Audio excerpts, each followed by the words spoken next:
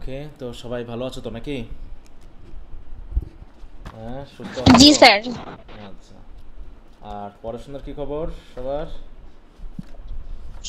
পড়াশোনা চলছে? স্যার আমি তো নিউ। আমি জি স্যার। পূর্বের ক্লাসগুলোর সাথে সাথে নতুন ক্লাসগুলো করার চেষ্টা করছি। হ্যাঁ, ওইভাবেই চেষ্টা করতে হবে। হুম। কারণ প্রায় কত, 2.5 মাসের ক্লাস। তার মানে কত, 2.5 মাস মানে প্রায় কয়টা ক্লাস হবে বলো? 30টা ক্লাস 30টা হয়েছে ক্লাস, হ্যাঁ মনে 30। হয়। হ্যাঁ, 30টা ক্লাস মানে প্রতিদিন যদি একটা করে ক্লাসও দেখো, তাও তোমার কতদিন লাগবে? 30 দিন লাগবে। 30 দিন লাগবে। হ্যাঁ, তার মানে তোমাকে একটু বাড়তি পরিশ্রম করতে হবে যদি সব কিছু মানিয়ে নিতে পারো। আর যদি পরিশ্রম না করো তাহলে হয়তো তোমার এগুলো পিছনেই থেকে যাবে, ঠিক আছে? হ্যাঁ।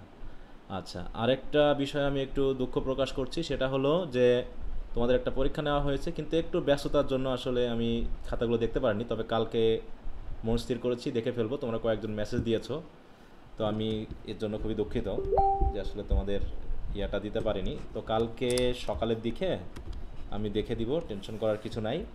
একটু ব্যস্ত, আমি এখনও বগুড়াতেই আছি, এখনও ফিরতে পারিনি, ঠিক আছে? এখানে একটু ভিন্ন ভিন্ন কাজের সাথে মানে একটু ঝামেলা হয়ে যাচ্ছে, এই জন্য আছি। তো টেনশন নেওয়ার কিছু নাই। আর একটু দিনটাও মাঝে মাঝে এরকম এলোমেলো হয়ে যাচ্ছে। কালকে যেমন হাসপাতালে ছিলাম, মোটামুটি আস্তে আস্তে 11টা বেজে গেছে। হ্যাঁ, তো আসলে জানছি না যে কোন অবস্থায় কোন সময় কোথায় থাকবো। এই জন্য অনেক সময় দেখা যাচ্ছে আগে থেকে বলার সুযোগও থাকছে না। তো এই জন্য ক্লাসটা নিয়ে নিলাম। আর যদি সম্ভব হয় দেখি আগামী দিন কোনো ক্লাস টাইমে আমি তোমাদের মিস ক্লাস কোনোভাবে মেকআপ দিতে পারি কিনা। হ্যাঁ, তো আমরা গত ক্লাস পর্যন্ত stopping by woods on a snow evening এটা পড়েছিলাম, শীটটাও দিয়েছিলাম। তো আশা করি সবাই দেখেছো নাকি? হুম, সবাই পড়ছো? জি জি স্যার। স্যার। আচ্ছা। জি স্যার। ওকে, তো যদি কারো কোনো প্রবলেম থেকে থাকে একটু আমাকে বলতে হবে। আমি স্যার আমি বুঝতে পারতেছি না কোথা থেকে পড়াচ্ছেন। তুমি তো বুঝবা না, এটা স্বাভাবিক। যদি আজকে প্রথম ক্লাস করো তোমার জন্য এটা খুবই স্বাভাবিক যে তুমি কিছুই বুঝবা না, ঠিক আছে? তো প্রথমত তিন বই। এটা হচ্ছে তোমাদের ইন্ট্রোডাকশন টু পোয়েট্রি বই আছে, সেই বইয়ে যাবা।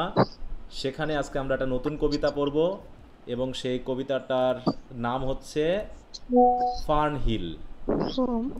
দেখো ওকে কবিতার ওকে বই স্যার। বার করো। পেয়েছো? পাইছো?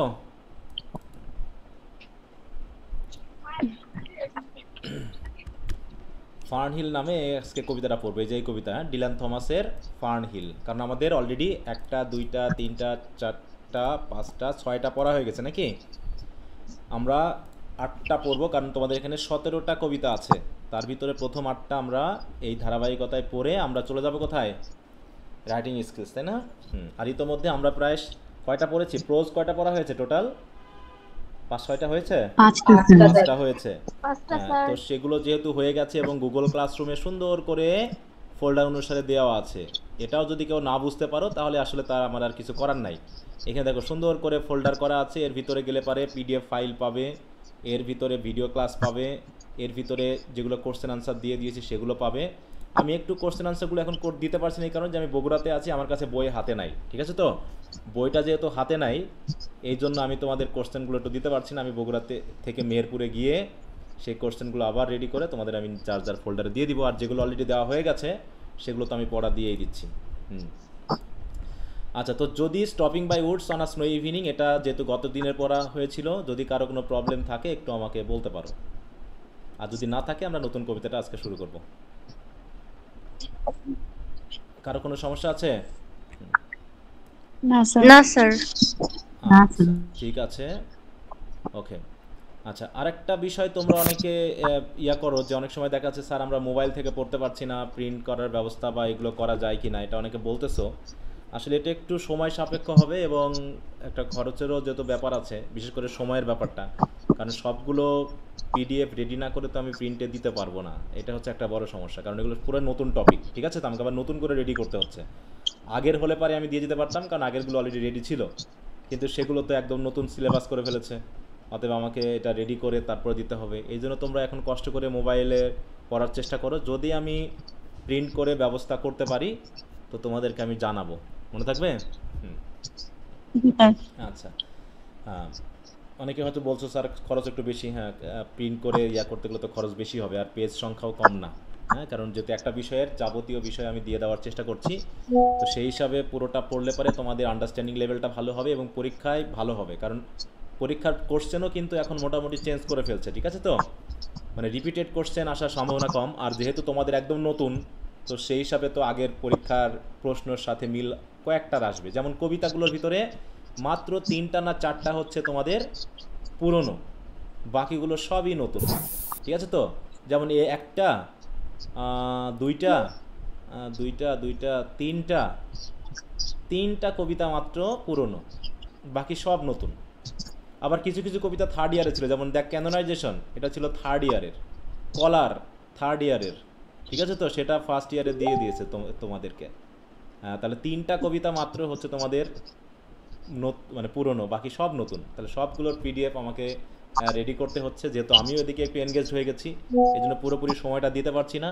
তারপরও ক্লাস নেওয়ার জন্য আমি মোটামুটি রেডি করে দিচ্ছি আগেই। তো সেই হিসাবে তোমরা এগুলো সবাই পড়ে নিবা, মনে থাকবে? হুম। আর যে কোনো কিছু বুঝতে অসুবিধা হলে তোমরা অবশ্যই মেসেজে আমাকে জানাবা, টেনশন নেওয়ার কিছু নাই। ওকে, তো ঠিক আছে, আমি তাহলে আজকের পড়াটা শুরু করি। আচ্ছা, একটু মিউট রাখো, কারো মনে আনমিউট করা আছে, আমার কাছে পুনরায় সাউন্ডটা রিপিট হচ্ছে। একটু মিউট রাখলে ভালো হয়। হ্যাঁ, একটু মিউট রাখবা। কারো কোনো বুঝতে সমস্যা হলে তোমরা হ্যান্ড রেজ করবা বা আমাকে আনমিউট করে বলবা, সমস্যা না। তাহলে ফার্ন হিল, এই কবিতাটা আসলে একটা কি বলবো, একটা জায়গাকে নির্দেশ করবে, যে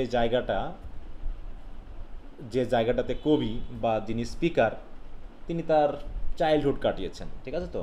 he has spend his time in his childhood and now he is remembering again when he is in his adulthood. যখন তিনি অ্যাডাল্টহুডে পৌঁছে গেছেন, তখন তিনি মনে করছেন যে তিনি কেমন ছিলেন। আমরা মনে করো এই যে আমরা এ পর্যন্ত চলে এসেছি, তুমি একসময় ছোট ছিলা না, নাকি বড়ই ছিলা? এরকম বলো তো,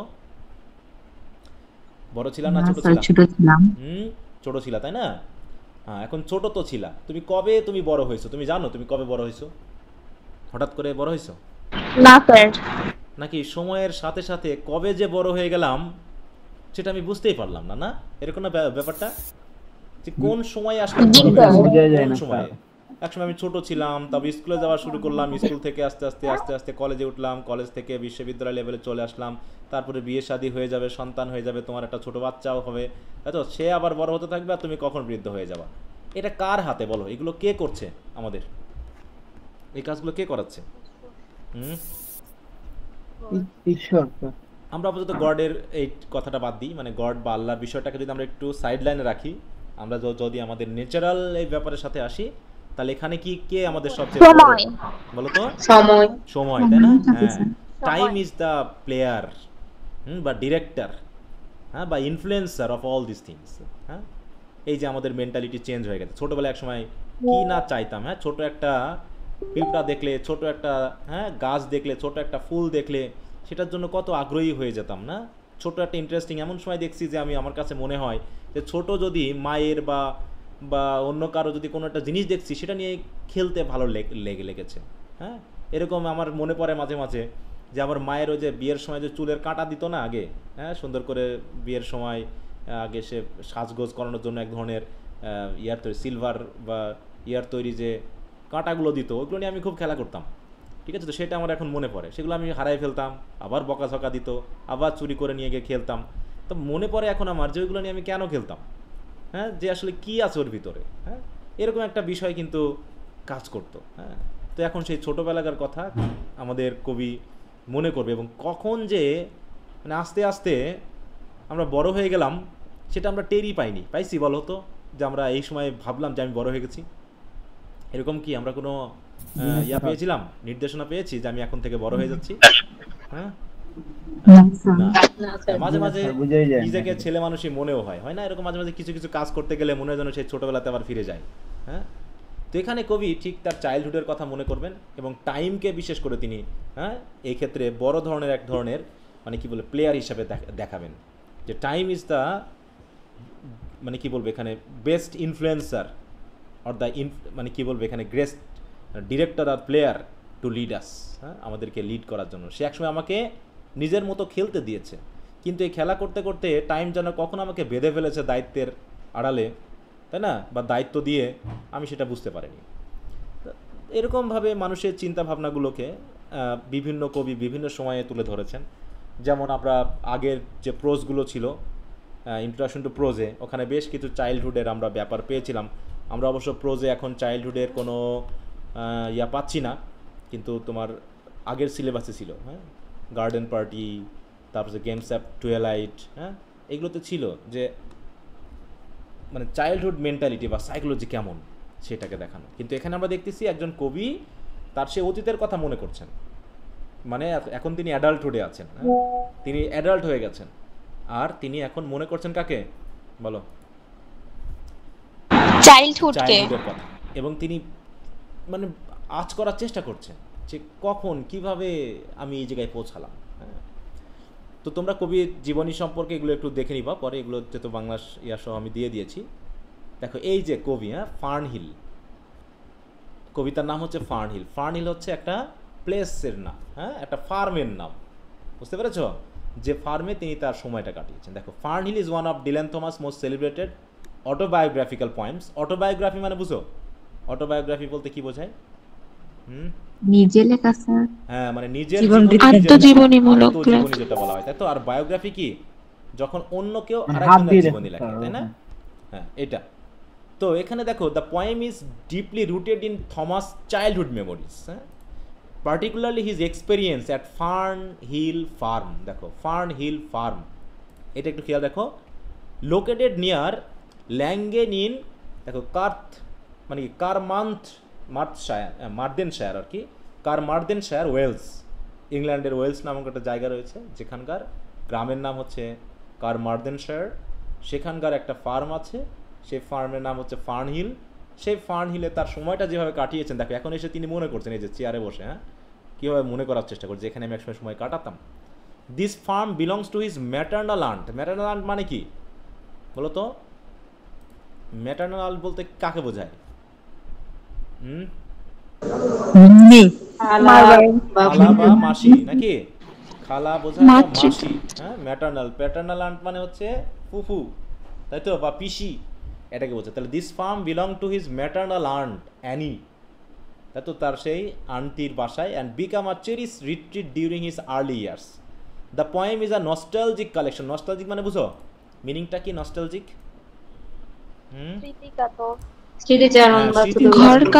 মানে যেটা হচ্ছে আমরা পিছনের কথা মনে করি, জানেন, নস্টালজিক মানে হচ্ছে স্মৃতি কাতর মূলক। হ্যাঁ, দেখো এই যে nostalgic, feeling evoke or characterized by nostalgia, nostalgic person আছে, নস্টালজিয়া দিতে হবে, কারণ এখানে অ্যাডজেক্টিভটার মিনিংটা ওইভাবে দেখাচ্ছে না। নস্টালজিয়া দেখো, and a sentimental longing or wistful affection for a period in the past, মানে অতীতের জন্য একটা ফিলিং বা অ্যাফেকশন বোধ করাটা, এটা বলা হচ্ছে কি নস্টালজিয়া। হ্যাঁ, ওকে, তাই বলছে this poem is a nostalgic collection of those golden days of youth expressed with a sense of wonder and the freedom that childhood naturally offers. Okay, আমরা যাকে এই যে দেখো এখানে একটা ফার্মের কথা দেখানো হয়েছে, সন্ধ্যাবেলায় কেমন লাগে ফার্মটা, না? এই যে দেখো, এটা একটা ফার্ম, মানে জাস্ট আমি একটা দিয়েছি, এটাই হয়তো বা ফার্মটা না, কিন্তু এর ইমেজগুলো আমাদেরকে মানে বোঝাতে সাহায্য করবে যে কবি আসলে কেমনটা নির্দেশ করছেন। হ্যাঁ, দেখো, this rural setting symbolize a paradise. এটা কবির কাছে একটা প্যারাডাইসের মতো, হেভেনের মতো ছিল, a heaven like place where the poet once lived happily under the indulgence mercy of his talents. তারপর হচ্ছে কি দেখো, এখানে হচ্ছে আ কি ব্যাকগ্রাউন্ড আসপেক্ট হচ্ছে ফার্নহিল ইজ থমাস মানে ফিলোসফিক্যাল এনগেজমেন্ট উইথ টাইম, এটা হচ্ছে বড় কথা। In the poem time at first appears as a companion. প্রথম দিকে কম্প্যানিয়ন মনে হয়েছিল, কারণ কি টাইম আমাকে সময় দিয়েছিল নিজের মতো করে ঘোরাফেরা করার, হ্যাঁ, নিজের মতো করে খেলাধুলা করা, নিজের মতো বন্ধুদের সাথে ঘোরা, কখন ঘুম থেকে উঠবো, কখন খেতে যাব, এরকম আর কি। আমাদের কোনো পড়াশোনার টার্গেট ছিল না, কোনো এনগেজমেন্ট ছিল না, কোনো টাইমলি, যখন আমরা ইচ্ছা করেছি তখন আমরা খেলাধুলা করেছি। তাই বলছে দেখো, that allows the child to express joy freely, but as the poem progresses time becomes a force that leads the speaker toward adulthood and the inevitable loss of childhood magic. হ্যাঁ, তাহলে যেটা চাইল্ডহুডের ম্যাজিকের মতো মনে হতো, যেটা আকর্ষণীয় মনে হতো, সেটা যে কবে চেঞ্জ হয়ে গেছে, কবে যে হারিয়ে ফেলেছি এবং কখন যে আমরা অ্যাডাল্টহুডে পৌঁছে গেছি সেই বিষয়টা দেখানো হবে। This transformation reflects Thomas believe that human life is trapped within the cycle of growth, decay and death. হ্যাঁ, এটা টাইমের সাথে আমরা একটা ট্র্যাপে বা ফাঁদের ভিতরে আটকে গেছি। ট্র্যাপ মানে কি বলো তো? আটকে যাওয়া, তাই না? ট্র্যাপ মানে কি? আটকে যাওয়া। কিসের ভিতরে আটকে গেছি আমরা? একটা সাইকেল বা চক্রের ভিতর। কিসের চক্র? জন্মের পর আমরা বড় হব, তারপরে আস্তে আস্তে বৃদ্ধ হয়ে যাব, তারপরে কি আস্তে আস্তে কেমন হব? মারা যাব নাকি? এই যে জন্ম, তারপরে জন্মের পর হচ্ছে 3টা stage, growth, decay and death. এর ভিতরে আমরা আটকে যাব। হ্যাঁ, বা আটকে আছি আর কি। তো কি সবাই আমার কথা শুনতে পাচ্ছ তো? জি স্যার। জি স্যার। তাহলে ফার্নহিল কিসের নাম? এটা একটা জায়গার নাম। এটা ফার্ম, জায়গার নাম। জায়গা তো একটা ফার্মের নাম, তাই তো? এই ফার্মটা কাদের ছিল? লেখকের আন্টি। আন্টি, তাই তো? আন্টির নাম কি? অ্যানি। অ্যানি। এবং সেখানে কবিতার কি কাটিয়েছেন? চাইল্ডহুড কাটিয়েছেন, তাই তো? শৈশব। চাইল্ডহুড। এবং সেটা স্মৃতিচারণ করতে গিয়ে তিনি সময়ের প্রভাবটাকে দেখিয়েছেন, তাই না? তাই এখানে সেটা বলছে। দেখো আমি একটু একটু বললাম, তোমরা একটু পড়ে নিবা। কবির নাম কি বলো? Dylan Thomas. হ্যাঁ, ডিলান থমাস, তাই তো? ওকে, ডিলান থমাস। না বানানটা একটু খেয়াল রাখবা। তাহলে হচ্ছে দেখো DYLAN, ঠিক আছে তো? DYLAN Thomas. এই যে মনে করো ছোট বাচ্চা যখন ছিল, দেখতে পাচ্ছ মনে করো এরকমভাবে আপেল গাছে ওঠা, হ্যাঁ, তারপরে ওই যে এইগুলোকে বলা হয় ওয়াগানে চড়ে আপেল বাগানে আপেল নিয়ে যাওয়ার জন্য ছোট ছোট, হ্যাঁ, গাড়ি, সেই গাড়িতে নিজে চড়া, হ্যাঁ, এই যে নিজের মতো করে ছুটোছুটি করা, এটা তার কবির মনে পড়তো। হ্যাঁ, তাই কবি এভাবে শুরু করছেন যে now as I was young and easy. Now মানে কি এখন বোঝাচ্ছে নাকি সে অতীতের কথাই বোঝাচ্ছে বলো তো? অতীতের কথা। আই ওয়াজ, দেখো now as I was young and easy. তাহলে কবি কেমন ছিলেন ওই সময়? ছোট ছিলেন এবং ইজি ছিলেন। ইজি বলতে কি বোঝানো হচ্ছে বলো তো? এখানে ইজি শব্দটা দিয়ে কি নির্দেশ করতে যাচ্ছেন? শান্ত, সরব, রিল্যাক্স ছিলেন। ইজি মানে ফ্রি বোঝাচ্ছে, মানে ইজিলি যা কিছু করতে পারতাম, তাই তো? ইজিলি যা কিছু করতে পারতাম, এটাকে হচ্ছে ফ্রিডমকে বোঝানো হচ্ছে। তাহলে আমি ছোট ছিলাম এবং ফ্রি ছিলাম। কোথায় ছিলাম free? Under the apple boughs. বাউ মানে হচ্ছে ডাল, গাছ ইত্যাদি। তাহলে আপেল গাছের নিচে, কারণ এটা হচ্ছে আপেল বাগান। হ্যাঁ, এই আপেল বাগানে কবি কি করে বেড়াতেন? নিজের মতো করে ছুটে বেড়াতেন, তাই বলছে। হ্যাঁ, তাই বলছে as I was young and easy under the apple boughs and about the lilting house. দেখো লিল্টিং মানে বুঝো তো? লিল্টিং মিনস যে বাড়িতে খুব আনন্দমুখর থাকে। হ্যাঁ, মানে মনে করো আপেল বাগান আছে আর তার পাশে কি আছে? এই যে আমি যেটা দেখাচ্ছিলাম এই জায়গায়, এই যে, তাই তো? এটা একটা কি পুরো স্টেট বা একটা ফার্ম। এই ফার্মে মনে করো এই বাড়িগুলো আছে, ঠিক আছে তো? তো দেখো এই বাড়ি মানে কবির কাছে মনে হতো যে সবাই যেহেতু একসাথে বসবাস করার মধ্যে একটা আনন্দ আছে না বলো? দাদা দাদি, নানা নানি, মাসি পিসি, হ্যাঁ, সবাই আরও ছোট ভাই বোন মিলে একসাথে বসে বসবাস করলে সবসময় কি একটা হইচই, একটা আনন্দ থাকে না বাড়িতে বলো? জি স্যার। এখন অবশ্য নাই, কারণ সবার কাছে মোবাইল ফোন থাকার কারণে বাড়ি একদম শান্ত থাকে, শুনশান থাকে, কারণ সবাই যার যার জন্য ব্যস্ত মোবাইল ফোনে। কিন্তু আগের যুগে তো এরকমটা ছিল না। দেখা যায় সবার সাথে কথাবার্তা হতো। একটু মিউট রাখো। কথাবার্তা হতো, তারপরে ইন্টারাকশন হতো। এতে কি একটা বাড়ির ভিতরে সবসময় একটা ঘুমানোর আগ পর্যন্ত এক ধরনের আওয়াজ থাকতো না, একটা আনন্দমুখর পরিবেশ থাকতো। সেটাকে কবি বলছেন লিল্টিং হাউস। তাহলে সেই বাড়ির চারিপাশে আছে কি বাগান। কিসের বাগান? আপেল বাগান। হ্যাঁ, তো সেই আপেল বাগানের নিচে, মানে কি আপেল বাগানের নিচে বলতে বাগানের নিচে কবি কি করতেন? ছোট থাকার কারণে খুব ইজিলি ঘুরে বেড়াতেন। অ্যান্ড হ্যাপি, এবং শুধু ইয়ং অ্যান্ড ইজি ছিলেন না, আই ওয়াজ হ্যাপি। দেখো সেন্টেন্সগুলো একটু খেয়াল করো, অ্যাডজেক্টিভটা একটু আলাদা করে দেওয়া হয়েছে কিসের কারণে? I was happy. তাহলে আমি ছিলাম ইয়ং অ্যান্ড ইজি এবং সাথে সাথে আই ওয়াজ কেমন ছিলাম? হ্যাপিও ছিলাম নাকি? As the grass was green, যেমনটা ঘাসগুলো যেমন সবুজ ছিল, ঘাসগুলো যেন চমৎকার ছিল, ফ্রি ছিল, সতেজ ছিল, আমিও তেমনি ওরকম হ্যাপি ছিলাম। ঠিক আছে তো? কারণ গ্রিন শব্দটা সতেজতাকে নির্দেশ করে, তাই তো, সজীবতাকে নির্দেশ করে। এখানে কিছু সিম্বলিক ব্যাপার রয়েছে, যেমন হচ্ছে গ্রিন রেফার্স টু, কেমন নির্দেশ করে বলো? সচেতনতা বা সতেজ, হ্যাঁ সতেজ বোধ নির্দেশ করে, উজ্জ্বল। হ্যাঁ হ্যাঁ। আর লাইটলি, বলো, সরি, কেউ কিছু বলছো? এখানে গ্রিন লাইটলি কে নির্দেশ করেছে। বুঝি না, আবার লাইটলি না কি বলছো? গ্রিন এখানে লাইটলি কে নির্দেশ করেছে। হ্যাঁ লাইভলি, সতেজ, ওই তো সতেজ বোধ, প্রাণবন্ত। হ্যাঁ প্রাণবন্ত, লাইভলি, হ্যাঁ। তারপরে ওই যে সজীবতা যেটা বললাম আর কি, সেটাকে নির্দেশ করেছে। হুম। তাই বলছে হ্যাপি ছিলাম। হ্যাপিটা কেমন ছিল? ঠিক ঘাস যেমন সবুজ দেখলে মনে হয় না, এরা মনে হয় খুব সুন্দর খাবার পাচ্ছে, হ্যাঁ খুব আলো পাচ্ছে, এই জন্য তারা কত সতেজ। ওইরকম আমিও তেমনি ওরকম স্বতঃস্ফূর্ত ছিলাম, সতেজ ছিলাম, হ্যাঁ। একটাই সেন্টেন্স কিন্তু এখানে এসে থামবে, এই জায়গায় এসে, বুঝতে পেরেছো? এবং the night above the dingle স্ট্যারি, তাহলে দেখো আমি ছিলাম আপেল বাগানের নিচে আর আকাশ ছিল উপরে, হ্যাঁ। এবং রাতটা ছিল কেমন? দ্য নাইট, মানে রাত দিন সবসময়ের কথা তিনি বোঝাতে চাচ্ছেন, হ্যাঁ। The night above the dingle starry. Starry কি জিনিস বলো? স্ট্যারি দিয়ে কি নির্দেশ করছে? তারা খচিত রাত, তারা ভরা। হ্যাঁ, তারা ভরা রাত, তারা। তাই তো? তাহলে ডিঙ্গেল স্ট্যারি বা ডিঙ্গেল শব্দটা দিয়ে আসলে কি নির্দেশ করছে আমরা একটু সেটা দেখি। দেখো ডিঙ্গেল স্ট্যারি, এটা শব্দটা এই ডিনেল থোমান ইউজ করেছেন, এটা দিয়ে যেটা বোঝানো হচ্ছে where it means a small valley. Dingle বলতে ভ্যালিকে বোঝানো হচ্ছে। দেখো এরকম একটা উপত্যকা বা ভ্যালি, যেখানে কি হচ্ছে lit up by the night sky, যেটা হচ্ছে স্ট্যারি। তার মানে হচ্ছে কি নিচে হচ্ছে ভ্যালি আর আকাশে হচ্ছে তারা খচিত। তাহলে কত সুন্দর লাগছে। তাহলে দিনের বেলায় আমি আপেল বাগান, হ্যাঁ এটা সেটা ঘুরে বেড়েছি, আর রাতের বেলায় খোলা আকাশের নিচে, হ্যাঁ তারা ভরা রাত, কেমন লাগবে বলো পুরোটা? আমরা তো গ্রামে থাকতে একসময় যখন বিদ্যুৎ ছিল না, তখন তো মোটামুটি কুপি বাতি জ্বালিয়ে সন্ধ্যার মধ্যে খাওয়া টাওয়া হয়ে যেত, মোটামুটি অন্ধকার হওয়ার সাথে সাথে বাতি জ্বালানো হতো, তারপরে খাওয়া দাওয়া হয়ে যেত। তারপরে ওই সকল হাত বাতি বন্ধ করে উঠানে বিছানা পেতে আমরা শুয়ে পড়তাম ছোটোবেলায়, ঠিক আছে তো? দিয়ে আকাশের দিকে তাকিয়ে থাকতাম, ওদিকে দাদু বা মা এরা কী করতো, গল্প বলতো, আর আমরা ওই বিছানায় শুয়ে আকাশের দিকে তাকিয়ে থাকতাম, বুঝতে পেরেছো?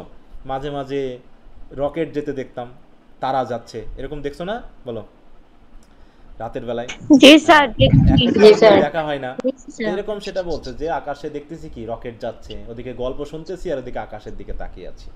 তো এরকম একটা কবি হয়তো সেরকম ফিলিংটাই করেছেন, হ্যাঁ, যে ওদিকে হচ্ছে ডিঙ্গেল স্ট্যারি, হ্যাঁ পুরো পুরো কি দেখো যে এই উপত্যকাটা ভ্যালিটা কি আছে, পুরো তারাখচিত, হ্যাঁ আকাশের নিচে আধো আলো আধো অন্ধকার অবস্থায় আছে। সব কিছুকে খুব দেখো, এটা বলছি কি, হ্যাঁ যে the ফ্রেজিং highlights a child's perception of a magical, vibrant childhood landscape, with Dingle emphasizing the intimate and enclosed space, where starry refers to the bright, beautiful night sky visible from that location. হ্যাঁ আকাশের তারাকে বোঝানো হচ্ছে, সেই তারার আলোতে চারিদিকে একটা যে উজ্জ্বলতা, হ্যাঁ সেটাকে বোঝানো হচ্ছে। তা ডিঙ্গেল হচ্ছে কি, এরকম আসতে পারে পরীক্ষায় যে হোয়াট ইজ আ ডিঙ্গেল। ডিঙ্গেল মানে কি বলো? small valley, valley। তাই তো? অথবা A হলো আর small dale valley। Between Small valley। Valley মানে বুঝি তো আমরা দুই পাহাড়ের মাঝে যে সমতল জায়গা থাকে সেটাকে ভ্যালি বলা হয়, বুঝতে পারছো? স্যার বেরিয়ার তো মানে উপত্যকা নাকি? হ্যাঁ উপত্যকা, ওটাই, হ্যাঁ ভ্যালি মানে উপত্যকা, ওটাকে বোঝানো হচ্ছে। এই যে পাহাড়, এই যে পাহাড় আর পাহাড়ের এই যে পাহাড়গুলোকে বোঝায়, ঠিক আছে তো? কি বুঝতে পারছো? তো যদি আমরা একটু জি স্যার। এই জি জায়গাটা স্যার। ইমেজটা নিয়েই নিই। আচ্ছা, এরপর কি বলছে, তো আমি এরকমটা ছিলাম এবং time let me hail and climb, তখন আমাকে কে কে সময় দিয়েছিল, অনুমতি কে দিয়েছিল বলো? টাইম। লেট মানে কি কাউকে কোনো কিছু করার অনুমতি দেওয়া নাকি? তাহলে লেট মানে কি কাউকে কোনো কিছু করার অনুমতি দেওয়া। তাহলে টাইম লেট মি, তাহলে আমাকে টাইম কি দিয়েছিল? অনুমতি দিয়েছিল, তাই তো? অনুমতি করার দিয়েছিল। জন্য হেইল অ্যান্ড ক্লাইম। হেইল মানে বুঝো তো ওয়েলকাম জানানো, গ্রহণ করা, আর ক্লাইম্ব মানে কি, এখানে ক্লাইম্ব মানে গাছে ওঠা বোঝায়, কিন্তু এখানে শুধু আমরা কি গাছে ওঠা বোঝাবো নাকি এখানে এনজয় করা বোঝাবো বলো তো? এখানে তো এনজয় করা অর্থে, ঠিক আছে তো? কি golden in the head is of his আইজ, হ্যাঁ, কারণ সেই সময়টা তার চোখে আমার জন্য ছিল হচ্ছে কি গোল্ডেন ডে, হ্যাঁ, আমি তার কাছে ছিলাম গোল্ডেন মুহূর্তে। হেড এজ মানে বুঝো তো, heydays what is the meaning of, এখানে অনেকগুলো মিনিং ওয়ার্ড আছে যেগুলোর মিনিংগুলো না জানলে আমরা বুঝতে পারবো না। হেড আনন্দ, হ্যাঁ আনন্দ মুখর, যে সময়টা হচ্ছে কি আমাদের মানে কি বলবো সবচেয়ে সোনালী সময়, খুবই খুশির সময়, হ্যাঁ আনন্দের সময়, এটাকে বোঝাতে হেডে বোঝায়। যদিও এখানে হেডে বলতে যেটা এখানে বোঝানো হয়েছে সেটা হচ্ছে সাকসেসের সময়, যে সময় আমরা সফলতার শীর্ষ চৌড়ায় পৌঁছাই, কিন্তু এখানে তো আর সফলতা দিয়ে বোঝাচ্ছে না, এখানে আনন্দ দিয়ে বোঝায়, তাই তো? তাহলে লাইট দেখো, time let me hail and climb golden in the heydays of his eyes, মানে এই হিজ বলতে কাকে বোঝানো হচ্ছে, কার চোখে বলো? কবির চোখে? না না না, কবি তো নিজেই, সময়ের চোখে। সময়, এখানে সময়কে বোঝানো হচ্ছে, ঠিক আছে তো? দেখুন সময় আমাকে অনুমতি দিয়েছিল কি করার জন্য, hail and climb the golden days, ঠিক আছে তো? মানে তার চোখে এই দিনগুলো ছিল কি আমার জন্য গোল্ডেন ডেজ, আর সেই গোল্ডেন ডেগুলোকে ওয়েলকাম জানানো এবং এনজয় করার মতো পরিস্থিতি সে আমাকে করে দিয়েছিল, এটা বোঝানো হচ্ছে, ঠিক আছে তো? কারণ একজন মানুষের সবচেয়ে গোল্ডেন ডে হচ্ছে কি এনজয়েবল ফ্রি যদি আমরা বলি, সেটা হচ্ছে চাইল্ডহুড। তারপর থেকে সে স্কুল কলেজে যখন সে স্কুলে ভর্তি হওয়া শুরু করে, তখন তার দিন কি আর গোল্ডেন থাকে বলো? গোল্ডেন থাকে না স্যার। হ্যাঁ, তখন সে মোটামুটি আটকে যায়, তাই তো? তখন সে ট্র্যাপে পড়ে যায়, কিসের ট্র্যাপে? ওয়ার্ল্ডলি সাকসেসের ট্র্যাপে। হ্যাঁ, পরীক্ষায় প্রত্যেক বছরের পরীক্ষায় রেজাল্ট ভালো করতে হবে, পড়াশোনা করতে হবে রাত জেগে। আসলে প্রত্যেকটা রেজাল্টই পরবর্তীতে দেখা যায় খুব একটা কাজে লাগে না, কিন্তু ওখানে সবচেয়ে গুরুত্বপূর্ণ বিষয়টা হচ্ছে কি, সবচেয়ে গুরুত্বপূর্ণ হচ্ছে রেজাল্ট মানে অভিজ্ঞতা, তাই তো? দক্ষতা। সেই দক্ষতা অর্জন করে আমরা কি করি, চাকরি নিই বা ব্যবসা শুরু করি, সেইগুলো দিয়ে আমরা অনেক টাকা ইনকাম করি, তারপরে বাড়ি গাড়ি অত্যন্ত অনেক কিছু তৈরি করি, সেগুলোকে আমরা বলছি কি সফলতা। কিন্তু কবির চোখে কোন সময়টা সফলতা, অ্যাডাল্টহুড অর চাইল্ডহুড বলো, কোনটা গোল্ডেন ডে, কোনটা? কারণ ওই সময় আমি ইয়ং থাকি, ইজি থাকি, হ্যাপি থাকি, ফ্রি থাকি, এবং আমি যা কিছু তাই করতে পারি, হ্যাঁ এইরকম। তার মানে একটা আফসোস কাজ করছে কবি, কেন ওই দিনটায় আমরা এত তাড়াতাড়ি শেষ করে ফেললাম। আমরা কি আফসোস করি না আমাদের ছোটবেলার জন্য ফিরে যেতে বলো? কারণ আমরা ছোটবেলায় ফিল করি কবে বড় হব, হ্যাঁ বাপ মা আমাদের চকলেট কেনার টাকা দেয় না, আমরা তখন নিজের মতো করে চকলেট খাবো নাকি, হ্যাঁ? কিন্তু আমরা বড় হয়ে গেলে আমরা আবার আমাদের ছোটদের কি চকলেট খেতে দিই বলো, নাকি সেই বাপ মায়ের মতো আমরা আবার নিষেধ করি, কোনটা? ওদেরকে কি চকলেট খেতে দিই আমরা? নিষেধ করি স্যার, আবার নিষেধ করে সাইকেল। হ্যাঁ, আমরা আমাদের এক সময়ের ফিলোসফি বা চিন্তা ভাবনা আর এক সময় কাজে লাগে না। ওকে, তাই বলছে দেখো, তাহলে আমি ছিলাম তার চোখে গোল্ডেন, আর এই হিসাবে সে আমাকে হেইল অ্যান্ড ক্লাইম করতে, মানে টাইমটাকে ব্যবহার করতে আমাকে সুযোগ দিয়েছিল। এবং এছাড়াও আমি কেমন ছিলাম দেখো, আই ওয়াজ অনার্ড। দেখো এত অ্যান্ড, দেখো অ্যান্ড দিয়ে কিন্তু যুক্ত হচ্ছে, শুধু অ্যান্ড আর অ্যান্ড, এবং সেই অ্যান্ডের বিনিময়ে এক একটা ক্লজ কিন্তু, ঠিক আছে তো? আর পুরোটা সাবজেক্ট হচ্ছে কে, আই, আর ভার্ব হচ্ছে ওয়াজ, ঠিক আছে তো? আই ওয়াজ কেমন, অনার্ড অ্যামং ওয়াগনস, আমি ছিলাম এই ওয়াগনের মধ্যে, আমি ছিলাম অনার্ড, তাই তো? আমি ছিলাম সম্মানিত। কারণ কি, আমার আঙ্কেলরা বা আমার, তাই তো, যারা বড়, তারা যখন আপেল পাড়তো, আপেল যখন এরকম গাড়িতে করে নিয়ে যেত, তখন তারা কি করতো, আমাকে এরকমভাবে আমাকে ওদের গাড়িতে তুলে নিত, তখন আমার নিজেকে প্রিন্স মনে হতো, বুঝতে পেরেছো? তাই বলছে কি দেখো, an honoured among the ওয়াগনস I was Prince of the Apple towns. হ্যাঁ, পুরো এই আপেল বাগানটাকে মনে হতো একটা টাউন, আর এই টাউনের প্রিন্সকে বলো, আর এই টাউনের প্রিন্স আমি ছিলাম হচ্ছে প্রিন্স। কারণ কি, সবাই আমাকে কত ভালোবাসতো, কত সম্মান করতো, শুধু মানুষগুলো না, এমনকি এই গাছপালা সবাই আমাকে সম্মান করতো। দেখো, and once below a time, দেখো ওয়ান্স বিলো আ টাইম, এটা একটা ফ্রেজ, এর মানে হলো ওয়ান্স আপন আ টাইম, মানে কি বলো, মানে এখন না, আগে ছিলাম, হ্যাঁ এক সময় বলো, একদা বা এক সময় নাকি। দেখো কবি এটা কোন অর্থে ইউজ করছেন এই ফ্রেজটা, আরে নেটের এত সমস্যা।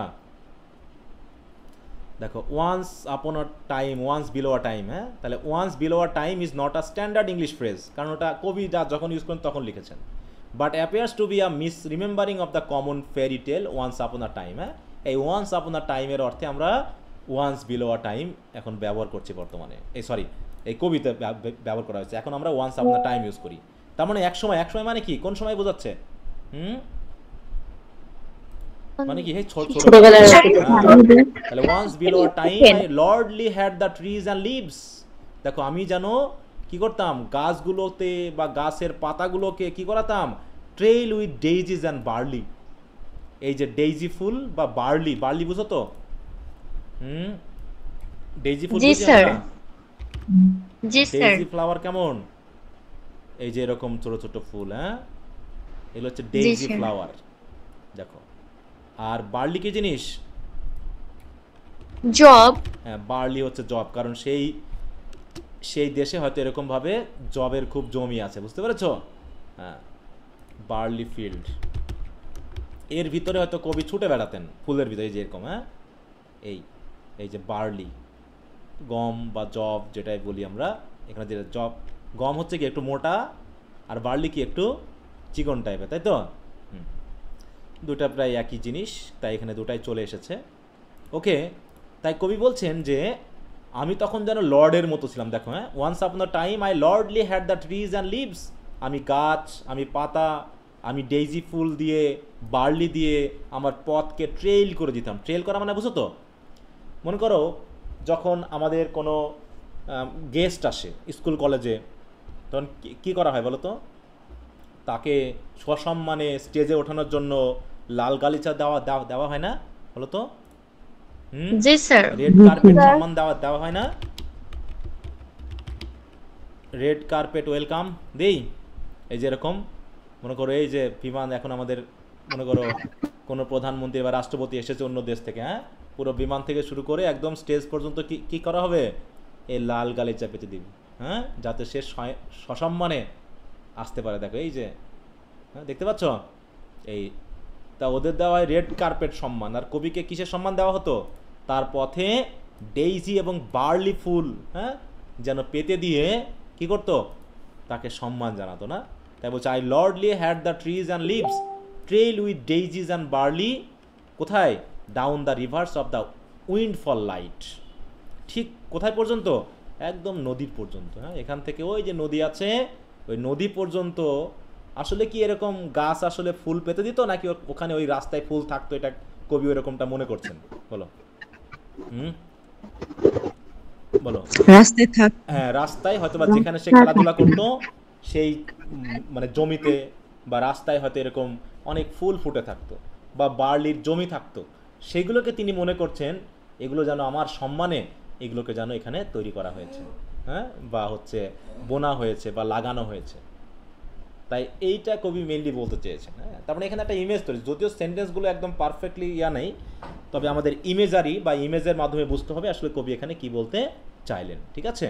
এই যে মনে করো এর ভিতরেই এই যে গম বা বার্লি আছে, আবার ডেইজি ফুলও আছে।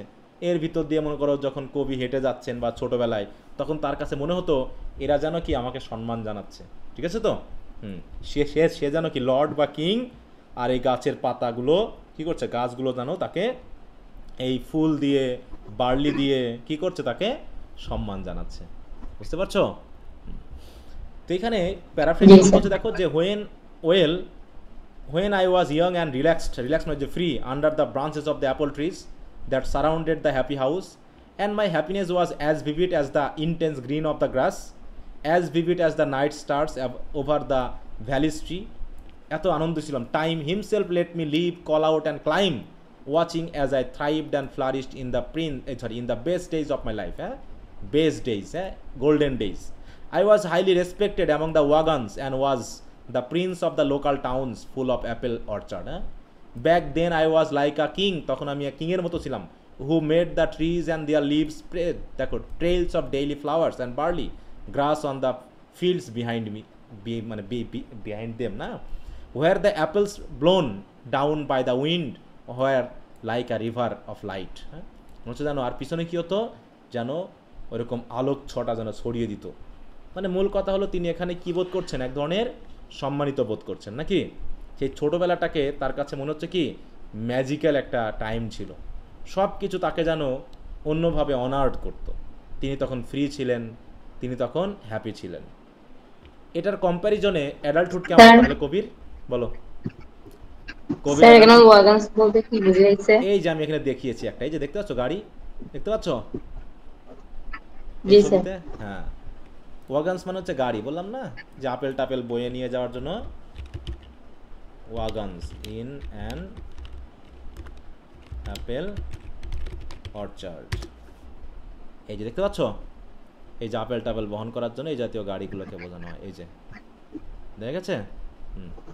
জি স্যার বুঝতে এই পেরেছি। যে তো মনে করো এরকম ছোটোবেলায় কবি যখন ছোটো ছিল এরকম হয়তো বা আপেলের উপরে তাকে বসায় নিয়েছে, বা যখন খালি ছিল হয়তো ওয়াগনগুলো সেখানে তাকে নিয়ে যাচ্ছে, এইগুলো বোঝাতে ব্যবহার করা হচ্ছে। ঠিক আছে,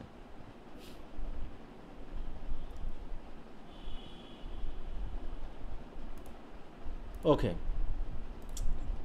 তারপরে টেনজাই কি বলা হচ্ছে দেখো, আবারও বলছে, দাঁড়াও সরি আমি একটু 2 মিনিট সময় নিই। হ্যাঁ,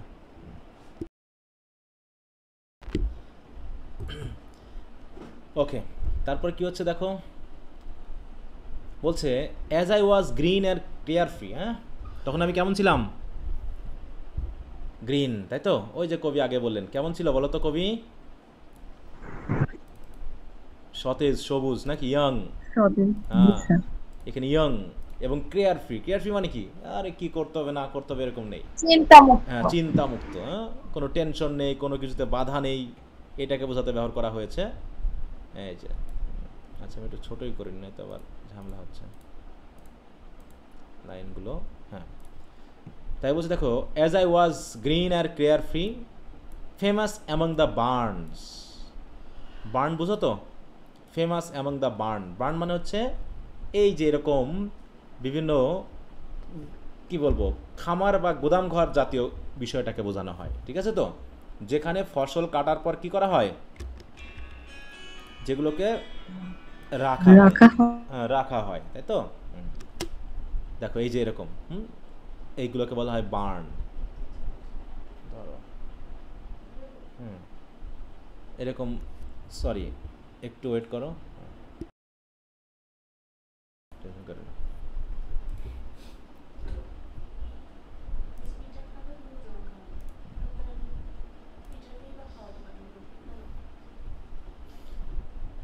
আচ্ছা, তো সবাই শুনতে পাচ্ছ আমাকে?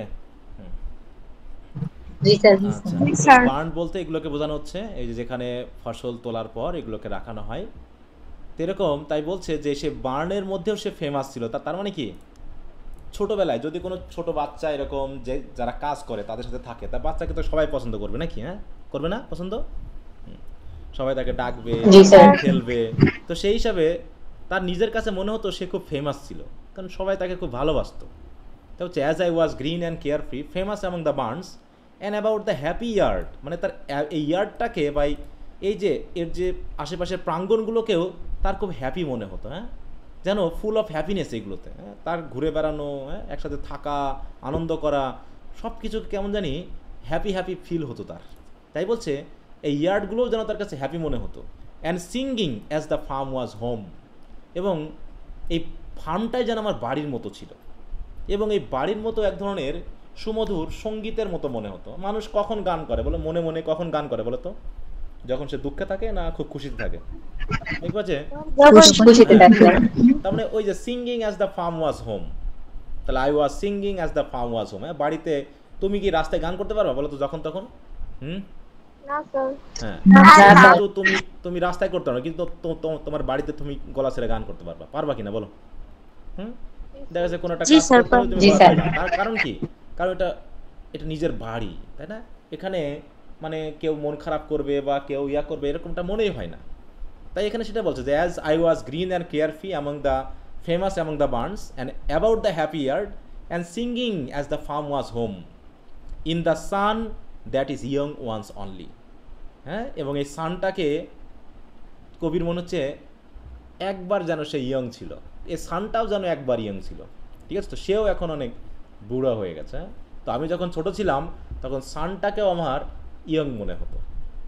এই কারণে এই সানকে আমার একবারই ইয়ং মনে হয়েছে, কারণ ওই মানে কি সূর্যের অধীনে, হ্যাঁ, সূর্যের আলোয় দিনে আমি কি করে বেলাতাম, time let me play and be golden in the mercy of his means, মানে সময়ের সামর্থ্য মধ্যে, সময়ের যতটুকু সামর্থ্য ছিল সেই সামর্থ্যের মার্সি দিয়ে টাইম আমাকে খেলাধুলা করার এবং গোল্ডেন টাইম এনজয় করার সুযোগ আমাকে করে দিয়েছিল। বুঝতে পেরেছ? কিন্তু এখন কি আর টাইম পারবে আমাকে ওই পর্যায়ে নিয়ে যেতে? বলো, টাইমের কি সে সামর্থ্য না আছে?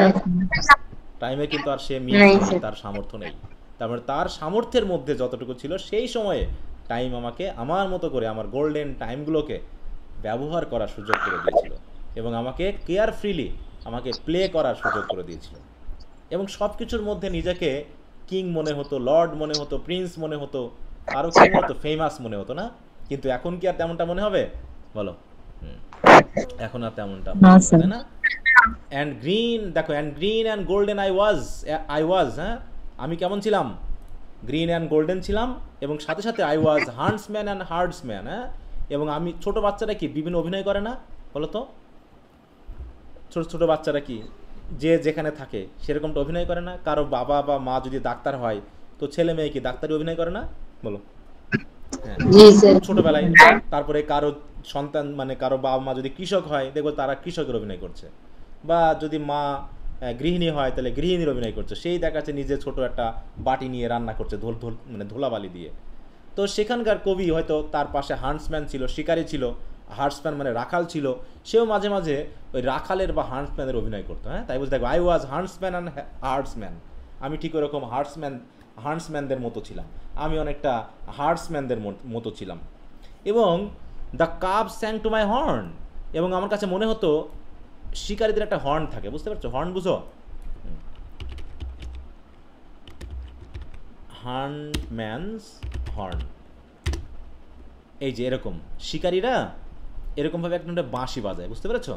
যখন তারা শিকারে যায়, অনেকে যেহেতু একসাথে থাকে তাদের কুকুর নিয়ে তারা শিকার করতে যায়, কুকুর নিয়ে, শিকারী কুকুর থাকে ওদের, বুঝতে পেরেছো? তো যখন তারা শিকারে যায় তখন কোনো হরিণ বা র্যাবিট মানে খরগোশ যদি দেখতো, তখন এই কুকুরগুলোকে তাদের এই বাঁশি দিয়ে কী করতো, নির্দেশনা দিত যে যাও এখন ছো মারো, ধরে ফেলো ওদের, ঘিরে ফেলো। তো এরকম কবিও হয়তো এরকম বাঁশি বাজাতো, বুঝতে পেরেছো? তাই বলছে, এবং সে বাঁশির সুরে সুরে কারা গান করতো বলো? Sang, the cub sang to my horn. Cub মানে কি বুঝো তো? কাব মানে হচ্ছে এই যে এই গরুর বাছুর, হ্যাঁ, হ্যাঁ, এই যে গরুর বাছুর, কাবস মানে হচ্ছে কি গরুর বাছুর। তাই কবি নিজেকে এরকমভাবে হান্টসম্যান মনে করতো, অথবা এরকম, হ্যাঁ, তার সাথে সাথে হয়তো গরুর বাচ্চাগুলো বা মাঝে মাঝে শিয়ালও এসে তার সাথে খেলা করতো, হ্যাঁ। এই যে সেই ইমেজগুলো একটু দেওয়ার চেষ্টা করেছে এখানে, যদিও এর সাথে খুব একটা মিলবে না, তারপর ইমেজারিটা কাজ করবে। তাই বলছে দেখো, the cub sang to my horn and the foxes on the hills bark clear and cold, এবং আমার সেই হর্ন শুনে পাহাড়ের ওই শিয়ালগুলোও কত সুন্দর ক্লিয়ারলি এবং ঠান্ডা মাথায় তারা কি করতো, বার্ক করতো। বার্ক করা মানে কি, ডেকে ওঠা। যেমন এই যে শীত আসছে, শীতের সাথে কি, গর্জন করা। হ্যাঁ বলো, স্যার বার্ক মানে গর্জন করা, সেটা বলছি। শিয়াল তো আর গর্জন করে না, শিয়ালকে গর্জন বললে আবার একটু অন্যরকম শোনাবে, ঠিক আছে? তো বাঘ বা সিংহ গর্জন করলে বোঝানো যায়, এখানে বার্ক মানে ডাকা বললেই হবে, শিয়াল ডাকা, তাই তো? আমরা তো বলি না যে শিয়াল গর্জন করছে, আমরা বলি কি শিয়াল কি ডাকছে। হ্যাঁ, ডাকছে। অতএব যে যে প্রাণী তার সাথে আমরা মিনিং করব, ঠিক আছে? তো হ্যাঁ, কুকুর ডাকা, এই যে বলেন ডগ বার্কস, কুকুর ডাকা, শিয়াল ডাকা, আর বিড়াল ডাকা, নাকি? বিড়াল ডাকে কেমন করে, বার্ক করে না মিউ করে? বলো, মিয়াও। মিউ। করে। তাহলে বিড়াল যখন আসবে তখন আসবে মিউ, কুকুর বা শিয়াল যখন আসবে তখন আসবে বার্ক, আর যখন তোমার শিয়াল আসবে, কি আসবে, কি টাইগার বা এগুলো, তখন আসবে কি বলো? রোয়ার। হ্যাঁ, রোয়ার, গর্জন করা। তো এক একটার সাথে এক একটা সাউন্ড। তাই বলছে the cub sang to my horn, the fox on the hills barked clear and cold, and the sabbath rang slowly in the pebbles of the holy stream. হ্যাঁ, আর সাব্বাত বুঝো তো? সাব্বাত কি জিনিস, সেটা আমাদের পরীক্ষায় আসে। ছুটির দিন। সাব্বাত মানে ছুটির দিন বললে হবে না, হ্যাঁ, ছুটির দিন বললে ভুল হবে। সপ্তম দিন। হ্যাঁ, সাব্বাত মানে হচ্ছে in Christianity the 7th day, তাই তো? In Christianity or in juice people, হ্যাঁ, স্পেশালি জুইস পিপল, ফ্রাইডে অথবা সানডেকে বলা হচ্ছে কি, দেখো এই যে হ্যাঁ, যে জুইস পিপলরা ফ্রাইডে টু স্যাটারডে এবং ক্রিশ্চিয়ানেরা সানডেকে স্যাবাথ বলে থাকে, because these are the holidays. এই হলিডে মানে আমরা ছুটির দিন বুঝবো না, হলি মানে কি পবিত্র দিন, মানে এই দিনগুলোকে তারা পবিত্র দিন বলে মান্য করে এবং এই দিনে তারা বিশেষ বিশেষ ধর্মীয় উৎসব পালন করে এবং সৃষ্টিকর্তার কি করে ওরশিপ করে থাকে। তা এই জন্য কবির মনে হচ্ছে এই সাব্বাত ডে যেন র্যাঙ্ক করছে। র্যাঙ্ক কেন? কারণ সাব্বাত ডের যে ঘন্টা বাজায় চার্চে কি করে বলো তো, যেমন মসজিদে যাওয়ার সময় কি করে আজান দেওয়া হয়, তাই না, মসজিদের নামাজ পড়ানোর আগে। তাহলে ক্রিশ্চিয়ানিটিতে কি করা হয়, চার্চে নিয়ে যাওয়ার জন্য ঘন্টা বাজানো হয়। তাহলে সেই ঘন্টার ব্যাপারটা বোঝানো হচ্ছে। তাহলে এই ঘন্টা ধ্বনি মানে সাব্বাত স্যাং মানে ওই সাব্বাতের যে রিঙ্গিং বা বেল, তার যে ঘন্টা ধ্বনি সেটা যেন কি করছে, স্লোলি সেটা যেন বয়ে চলেছে কিসের ভিতর দিয়ে, in the pebbles of the holy stream. Stream মানে বুঝো তো, এখানে কি কোনো ইমেজ দিয়েছি আমি? ঝড়। হ্যাঁ, স্ট্রিম মানে কি বোঝায়, ঝর্ণা, তাই তো। এই যে স্ট্রিম মানে স্মল অর ন্যারো রিভার, অথবা এই জাতীয়, বিশেষ করে এই জাতীয় খাল বা এই জাতীয় নদীর নালাকে বোঝায় হচ্ছে স্ট্রিম বোঝায়, ঠিক আছে। তো মনে হতো জানো এই পবিত্র পানি দিয়ে ওই পবিত্র ঘণ্টা ধ্বনিও যেন কী হচ্ছে, এটা দিয়ে বয়ে চলেছে। তাহলে তার যে আন্টির যে ফার্ম ছিল সেই ফার্মের পাশে হয়তো বা স্ট্রিম ছিল, দেখো স্ট্রিম নিয়ার দ্য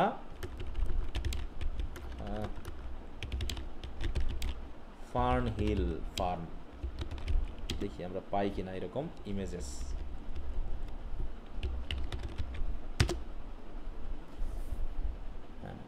এই যেমন সে ফার্ন হিল, ঠিক আছে, তো এর পাশে হয়তো এরকম নদী বা খাল আছে, এটা হয়তো অন্য কিছু হতে পারে, জাস্ট আমরা ইমেজ পাচ্ছি যে একটা স্ট্রিম বয়ে যাচ্ছে, হয়তো কবি এটাকেও নির্দেশ করতে পারেন। দেখো এই যে এখানে খাল বা নদী, হ্যাঁ, এই যে বয়ে যাচ্ছে, তো ঘণ্টা ধ্বনি যেন ওই পানি দিয়ে বয়ে চলেছে, এরকম একটা। তাই এগুলো কি চাইল্ডহুড ফ্যান্টাসি না, এগুলো কল্পনা না, বলো তো এখন এগুলো কি সম্পূর্ণ কি? হ্যাঁ, এগুলো তো বাস্তব না। বাস্তব যে ওই যে গরুর বাচ্চা গান করতেছে, ফক্স এসে তার সাথে ইয়া করতেছে, এগুলো কি বাস্তব নাকি এটা এক ধরনের কল্পনা, বলো? কল্পনার যে আনন্দ বোধ করা, তাই না, একটা ফিলিং করা, সেটা হচ্ছে কোন সময় তিনি ফিল করছেন, এই ফিলিংটা তিনি কি চাইল্ডহুডে করেছিলেন নাকি এখন করছেন, অ্যাডাল্টহুডে করছেন? এটা চাইল্ডহুডের কথাগুলো তিনি এখন অ্যাডাল্টহুডে ফিল করছেন। হ্যাঁ, কারণ আমরা চাইল্ডহুডে কি করি না করি তাকে এখন তখন তো আমরা ওরকম ভাবে বুঝি নাই, কিন্তু এখন আমরা বুঝতে পারছি যে ওই সময় আমি একটা ফ্যান্টাসির ভিতরে ছিলাম, এক ধরনের কাল্পনিক জগতের ভিতরে ছিলাম, যেটা আমার কাছে এরকম মনে হতো। সেকেন্ড ইয়ারে যখন তো তোমরা কবিতা পড়বা, ওয়ার্ডসওয়ার্থের কবিতা, তখন আরও বেশি এগুলোকে বুঝতে পারবা যে আসলে যত আমরা বড় হয়ে যাই চাইল্ডহুড তত আমাদের কাছে আকর্ষণীয় হিসাবে ধরা দেয় এবং চাইল্ডহুডের বিষয়গুলো আমাদের কাছে ম্যাজিক্যাল মনে হয়। হ্যাঁ, যে ছোটোখাটো বিষয় নিয়ে আমরা এত আকর্ষিত ছিলাম, এটা কীভাবে সম্ভব?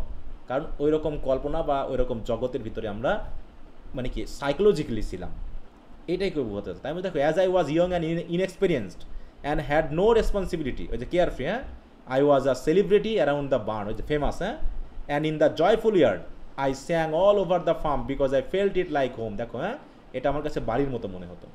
এবং under the sun which is young once only time allowed me to play and feel golden at least as far as is mercy and resources allowed. হ্যাঁ, মানে তার মার্সির ভিতরে বা তার ক্ষমতার ভিতরে যতটুকু সম্ভব ছিল সে আমাকে গোল্ডেন ফিল করার মতো সুযোগ দিয়েছিল। Young inexperience and thriving I was like a hunter or a shepherd when I blew my trumpet the young cows sang back to me and foxes on the nearby hill barked sharply. The sabbath the holiday seemed to ring out slowly from the pebbles in the stream which seemed holy as well. হ্যাঁ, মানে সব কিছুকে একটা পবিত্র মনে হতো, ঠিক সাব্বাতদের মতো পবিত্র মনে হতো।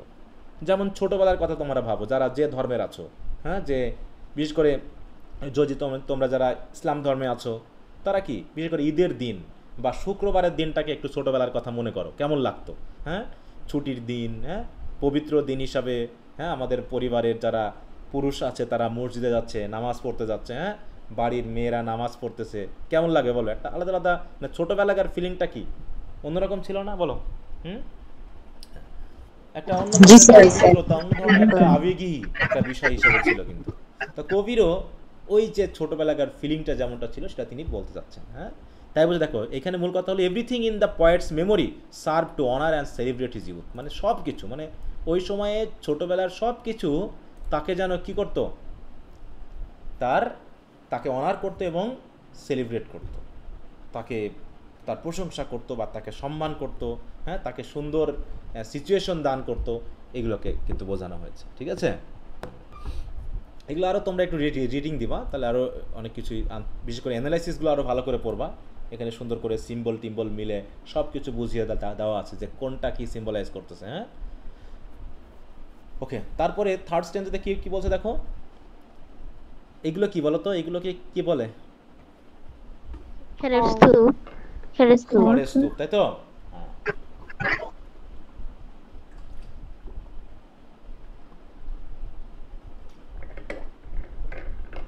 এই খড়ের স্তূপগুলোকে বলা হয় হে, তাই তো? কি বলা হয় এগুলোকে? এগুলোকে বলা হয় হে, খড়গুলোকে বলা হয় হে, আর এই স্তূপগুলোকে বলা হয় পাইল অফ হে অথবা স্ট্যাক অফ হে। তো এই কথাগুলো আসবে দেখো, বলছে অন দ্য সাল নং, মানে সাল লং, তাই তো? অল দ্য সান লং মানে কি? যতক্ষণ পর্যন্ত সূর্য আছে এটুকু আমরা কি বলে থাকি বলো তো? সারাদিন। হ্যাঁ, দিন, তাই তো? মানে সারাদিন।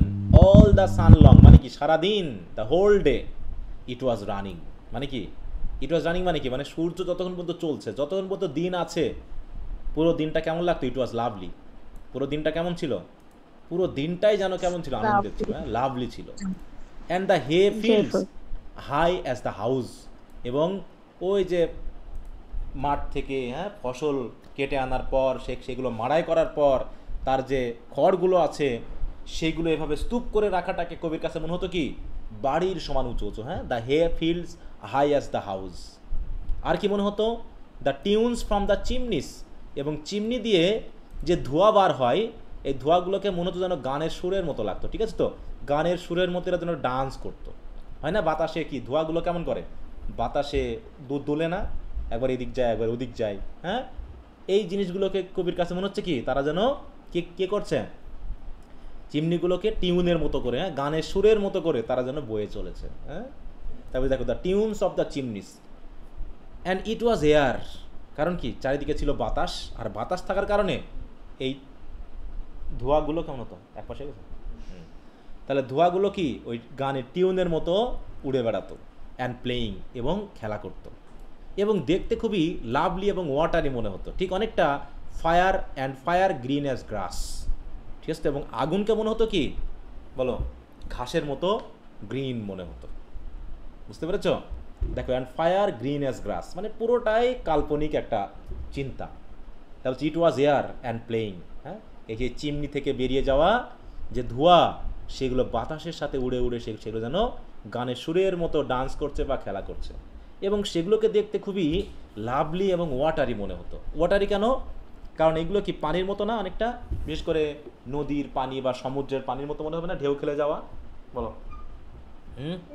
এরা যে ঢেউ খেলে সেটা কি পানির ওই নদীর বা সমুদ্রের পানির মতো অবস্থা হচ্ছে।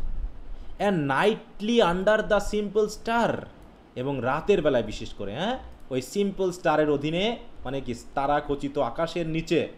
আমরা তো পৃথিবীতে তারাখচিত আকাশের নিচেই থাকি, তাই বলছে nightly under the stars as I road to sleep, যখন আমি ঘুমাতে যেতাম, মানে কি আমি যখন আই রোড টু স্লিপ মানে কি যখন আমি খাটে উঠতাম ঘুমানোর জন্য, তখন কেমন মনে হতো? The owls were bearing the farm away, তখন মনে হতো অসংখ্য পেঁচা মিলে যেন পুরো ফার্মটাকে কোথায় যেন উড়িয়ে নিয়ে যেত। দেখো, আউলস ওয়ার বেয়ারিং, বেয়ারিং মানে কি উড়িয়ে নিয়ে যাওয়া, হ্যাঁ, কোথায়? অ্যাওয়ে মানে অনেক দূরে। বুঝতে পেরেছ? তো এগুলো কি সবই কল্পনায়। যখন আমি ঘুমাতাম মনে হচ্ছে যেন ফার্মটা নাই, কোথায় যেন উড়ে চলে গেছে। হ্যাঁ, কারা উড়িয়ে নিয়ে গেছে ফার্মটাকে বলো তো? আউলস। আউলস মানে পেঁচারা নাকি? এবং কি হতো? অল দ্য মুন লং, তাহলে অল দ্য সান লং মানে কি সারাদিন, আর অল দ্য মুন লং মানে কি হবে তাহলে? সারা রাত। সারা রাত। হ্যাঁ, তাহলে বলছে all the moon long I heard, এবং আমি সারা রাত ধরে ওই শুনতে পেতাম কি? Blessed among the stables the nightjars flying with the ricks. হ্যাঁ, স্টেবল মানে বুঝো তো? স্টেবল কি জিনিস? স্থির। না, ওটা তো ওটা এই স্টেবল মানে হচ্ছে ঘোড়ার যে খোয়ার আস্তাবল বলা হয় এগুলোকে, বুঝতে পেরেছো? এই যে ঘোড়ার ঘর, যেমন গোয়াল ঘর থাকে না আমাদের, গরু রাখার জন্য গোয়াল ঘর থাকে, তো যে সকল যাদের ঘোড়া আছে তারা যেখানে ঘোড়া রাখে এটাকে বলা হয় কি?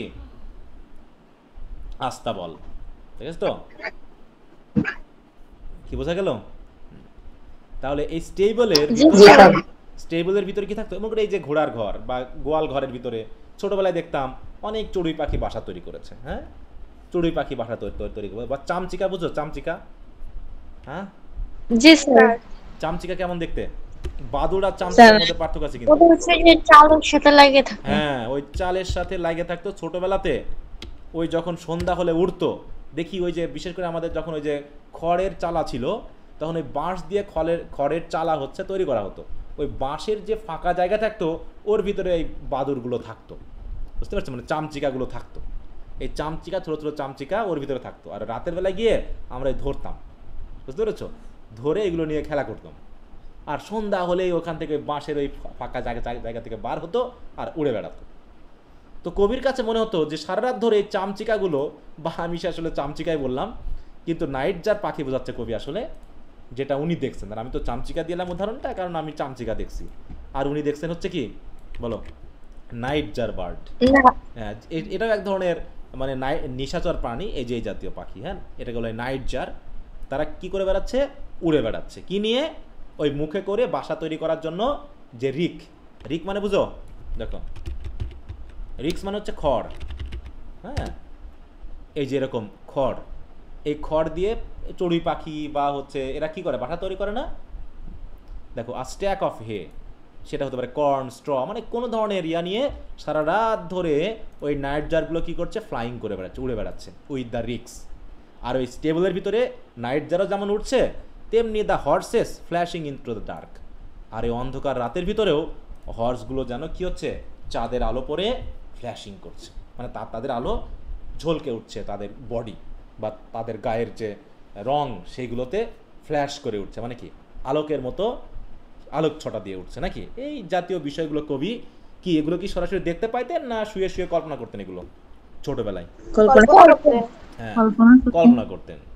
তাই বলছে দেখো, I spend the whole and দেখো লাভলি ডে রানিং অ্যাবাউট। হ্যাঁ, এই যে ইট ওয়াজ রানিং, সারাদিন দৌড়াদৌড়ি করা। হ্যাঁ, farmers had stake of hay as high as the house roofs and the smoke from the chimneys were like a song.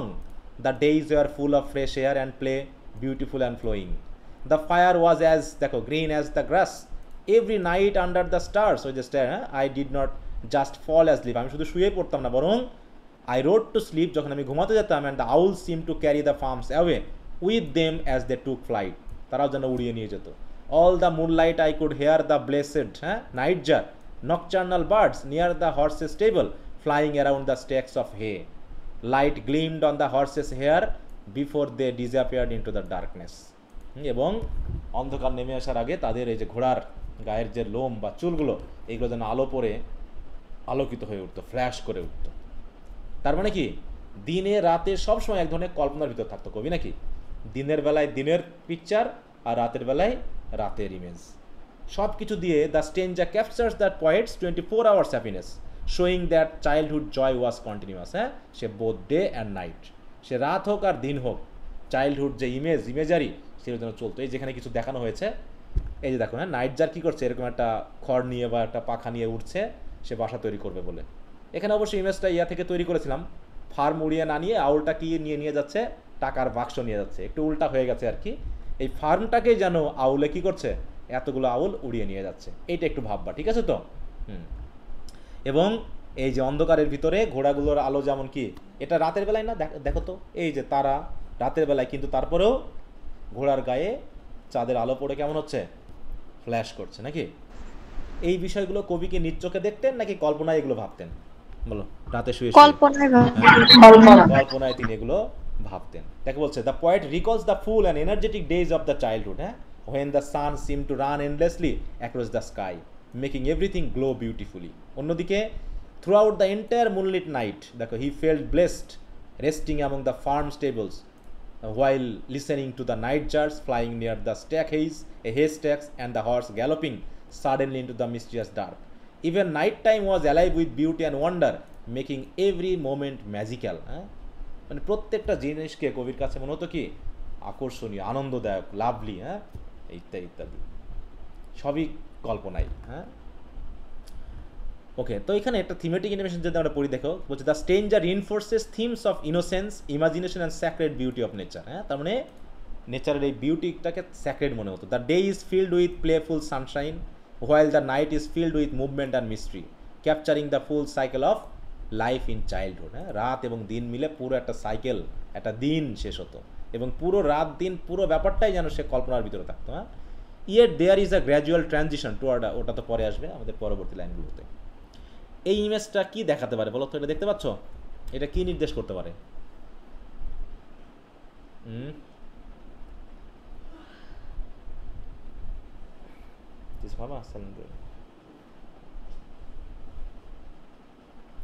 এটা কি কিসের ছবি নির্দেশ করতে পারে বলতে পারবা কেউ? দুইজন ফ্রেন্ড আর চারিদিকে প্রাকৃতিক পরিবেশ নাকি? জি স্যার। এই ফ্রেন্ড কারা কারা জানো তো? Adam and Eve. Sir Adam and Eve, হ্যাঁ বুঝতে পেরেছ?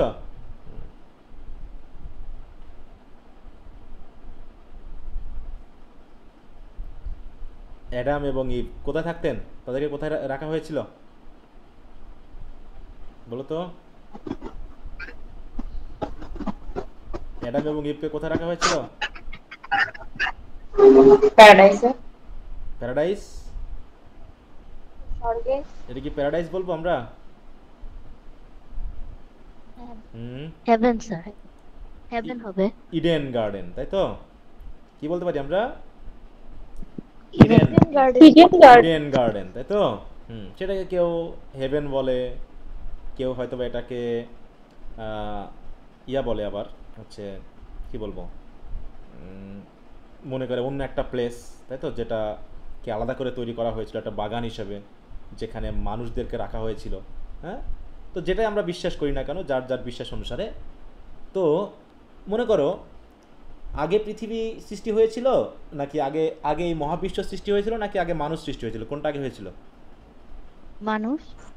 মহাবিশ্ব আগে পুরো মহাবিশ্ব সৃষ্টি করা হয়েছে, তাই না? পুরো 7 দিনের ভিতরে 5 দিন মিলে পুরো পৃথিবী সৃষ্টি করা হয়েছিল, পুরো মহাবিশ্ব সৃষ্টি করা হয়েছিল। আকাশ, বাতাস, তারা, পাখি, গাছপালা, আলো, সব কিছু সৃষ্টি করা হয়েছিল, ঠিক আছে তো? তারপরে শেষের দিন মানুষকে তৈরি করা হয়েছিল, ঠিক আছে? শেষের দিন মানুষকে তৈরি করা হয়েছিল। এখন একটু খেয়াল করো, মনে করো যে অ্যাডামকে যখন সৃষ্টি করা হলো, অ্যাডামকে কীভাবে সৃষ্টি করা হয়েছিল? হয়তো হিন্দু ধর্মীয় ব্যাপারের সাথে মিলবে না, এটা ক্রিশ্চিয়ানিটি, ইহুদি এবং ইসলামের সাথে মিলবে। কেমনভাবে তৈরি করা হয়েছিল? তাদেরকে মাটি থেকে তৈরি করে তাকে কি করা হয়েছিল? নাকে মুখে ফু দেওয়া হয়েছিল, তাই তো? ফু দিয়ে তাকে জীবন দেওয়া হয়েছিল। হ্যাঁ, তখন অ্যাডাম যখন মনে করো প্রথম তাকালো, তখন কেমন হবে? তখন কি দেখলো সে? আলো দেখলো না? যখন তাকালো সে কি দেখতে পেল? হ্যাঁ, চারিদিকে আলো দেখলো নাকি? আলো বা পৃথিবী দেখতে পেল। তাহলে এটা কি তার জন্য কি প্রথম সকাল? এটা না, প্রথম দিন, প্রথম সকাল। সে যখন চোখ মেলে তাকালো তখন দেখলো কি একটা কি সুন্দর একটা কি পরিবেশ, বিশ্ব। তাহলে সে ছিল প্রথম মানব, আমরা মনে করে থাকি। তাহলে সে যখন এটা দেখলো তার কাছে কেমন মনে হচ্ছিল? ঠিক ওই রকম করে হয়তো বা কবিরও মনে হয়েছে। দেখো, সেটাই বলছে, দেখো, অ্যান্ড দেন টু অ্যাওয়েক মানে কি? সকালে জেগে ওঠা, কারণ রাতে তিনি ঘুমিয়েছেন। ঘুমের ভিতরে কল্পনাতে হোক আর জেগে জেগে কল্পনা করাই হোক, তিনি ওইগুলো ভাবছিলেন যে ঘোড়াগুলো দৌড়ে বেড়াচ্ছে আলোর ভিতর, নাইট জার, খড়কুটা নিয়ে উড়ে বেড়াচ্ছে। কিন্তু তারপরে যখন সকালে ঘুম থেকে উঠতাম, অ্যান্ড দ্য ফার্ম, যে ফার্মটাকে কি করা হয়েছিল, পেঁচারা কি করছিল, যে ফার্মটা উড়িয়ে নিয়ে গিয়েছিল, সেটা আবার ফিরে এসেছে। দেখো, like a wanderer white with dew. রাতের বেলায় যদি কোনো পথিক যেখানে শিশির পড়ে, সে যদি সারা রাত ঘুরে বেড়ায় রাতের বেলায়, তাহলে কি শিশির তার গায়ে পড়ে কি সাদা হয়ে যাবে না পুরো ইউরোপিয়ান কান্ট্রির মতো? বলো। ওই যে আমরা গতদিন যে কবিতায় পড়লাম stopping by woods on a snow evening, পড়ি নাই? পড়ছিলাম? জি স্যার। যেমন হ্যাঁ স্নো পরে স্যার। পুরো সাদা হয়ে যায়, তো এরকম ফার্ম যেন সারা রাত ওয়ান্ডার করে বেরিয়েছে, ঘুরে বেরিয়েছে। তো ঘুরে বেড়ানোর কারণে পুরো তুষার পরে সে পুরো সাদা হয়ে গেছে। সে সাদা হয়ে সে ফার্ম আবার ফিরে এসেছে, কাম ব্যাক মানে কি ফিরে এসেছে। কিসের উপর ফিরে এসেছে? দেখো, the cock on his shoulder, তার কাঁধে করে একটা মোরগকে নিয়ে ফিরে এসেছে। দেখো, the cock on his shoulder, কারণ কি সকাল হয় কি দিয়ে শুরু হয়? সকাল কিসের ডাকে শুরু হয় বলো তো? মোরগের ডাকতে শুরু হয়। তাই কবির মনে হচ্ছে যেন ওই ফার্মটা সারা রাত ঘোরাঘুরি করে আবার ফিরে এসেছে কাঁধে করে একটা মোরগ নিয়ে। দেখো এখানে কয়টা পাখির কথা মানে পাইলাম আমরা, এখানে কয়টা পাখির কথা পেয়েছি বলতে পারবা?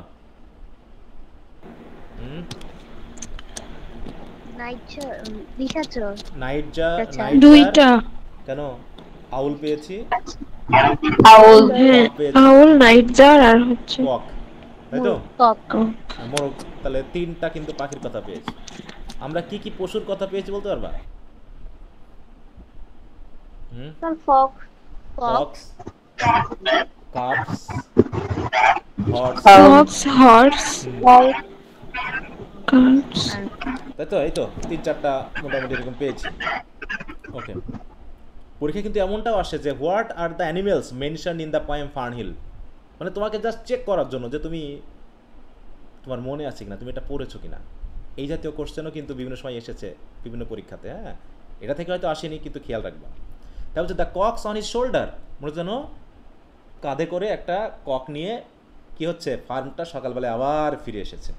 এবং যখন দেখলাম তখন মনে হলো ইট ওয়াজ অল শাইনিং, সব কিছু কেমন জানি আলোক ছটা দিয়ে যেন শাইনিং করছে, ঠিক অনেকটা ইট ওয়াজ এইডেম অ্যান্ড মেইডেন। হ্যাঁ, অ্যাডাম এবং মেইডেনের মতো। অ্যাডামকে আদম, তাই তো? আর মেইডেনকে ওই যে মেইডেন বলতে কাকে বোঝানো হচ্ছে? হাওয়াকে বোঝানো হচ্ছে, তাই তো? জানি ইট ওয়াজ অ্যাডাম অ্যান্ড মেইডেনের মতো। তারা যখন প্রথম সকাল দেখলো, দিন দেখলো, সব কিছু কেমন জানি হ্যাঁ অন্ধকার থেকে, তারা যখন চোখ ছিল না তখন তো অন্ধকারই ছিল, কিন্তু হঠাৎ করে চোখগুলো দেখলো কি সব কিছু কেমন চকচকে, হ্যাঁ জল জল করছে, আলোকিত। তো এরকম আমারও ঘুম থেকে উঠে যখন সব কিছু আবার দেখলাম, মনে হলো যেন সব কিছু তো ঠিক জায়গাতেই আছে, এবং আলোতে চারিদিকে হ্যাঁ আলোক ছটায় চারিদিকে চকচক করছে, হ্যাঁ শাইনিং করছে। আবার মনে হচ্ছে দ্য স্কাই গ্যাদার্ড এগেইন, এই আকাশটা মনে হয় রাতের বেলায় ছিল না, সে যেন আবার গ্যাদার করেছে। And the San grow round that very day, এবং যে সূর্যটা হ্যাঁ ডুবে গিয়েছিল, সে তো মনে হচ্ছে সূর্য যেন ভেঙে হারিয়ে গিয়েছিল, সে আবার ওই দিন রাউন্ড হয়ে গেছে। হ্যাঁ, যে সূর্য চারিদিকে ছড়িয়ে পড়েছিল সেই সূর্য আবার রাউন্ড হয়ে সকালবেলায় আবার দেখা দিয়েছে।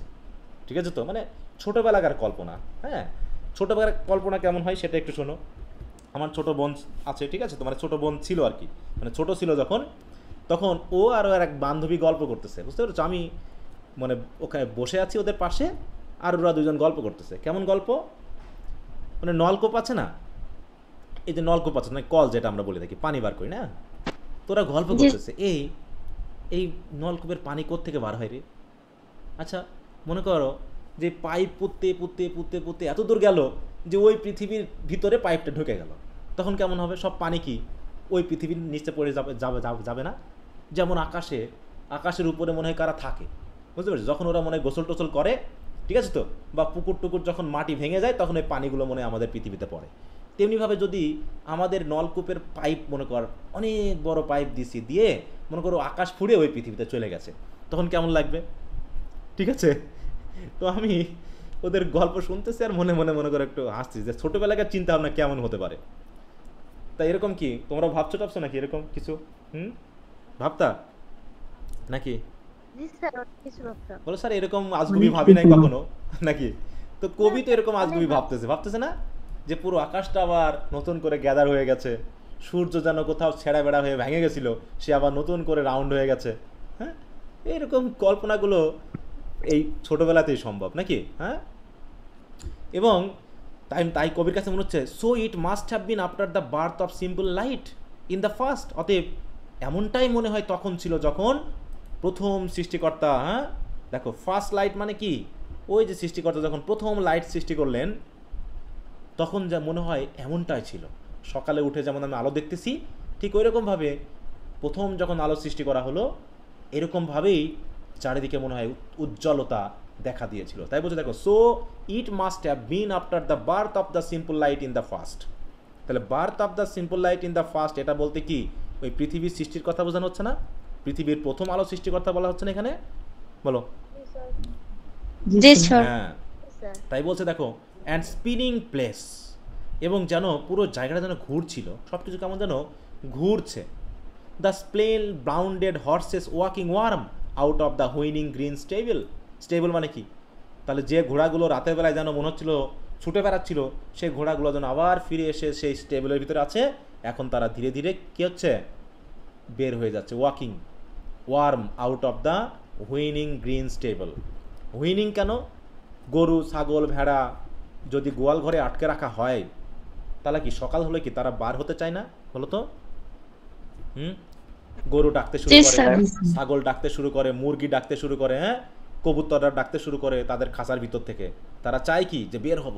তো এরকমভাবে কবিরও মনে হচ্ছে যে ঘোড়াগুলো স্পেল বাউন্ডেড ছিল, হ্যাঁ, জাদুর দ্বারা মোহে ছিল এতক্ষণ ধরে, তারা যেন এখন কি হচ্ছে? তাদের এই গ্রিন সবুজ স্টেবল থেকে তারা এখন বার হতে চাচ্ছে। এবং কোথায় যেতে যাচ্ছে? On to the field of praise. তারা ওই তাদের যার যার কাজে ফিরে যেতে চাচ্ছে, যেখানে তারা কি পাবে? প্রশংসা পাবে, নাকি? হ্যাঁ। তো সুতরাং তাই এখানে কি বলতে দেখো, and then I would wake up. সকালবেলায় ঘুম থেকে উঠতাম। The farm seem to return in that moment. ওটার সাথে তো মনে হতো যেন ফার্মটা আবার ফিরে এসেছে।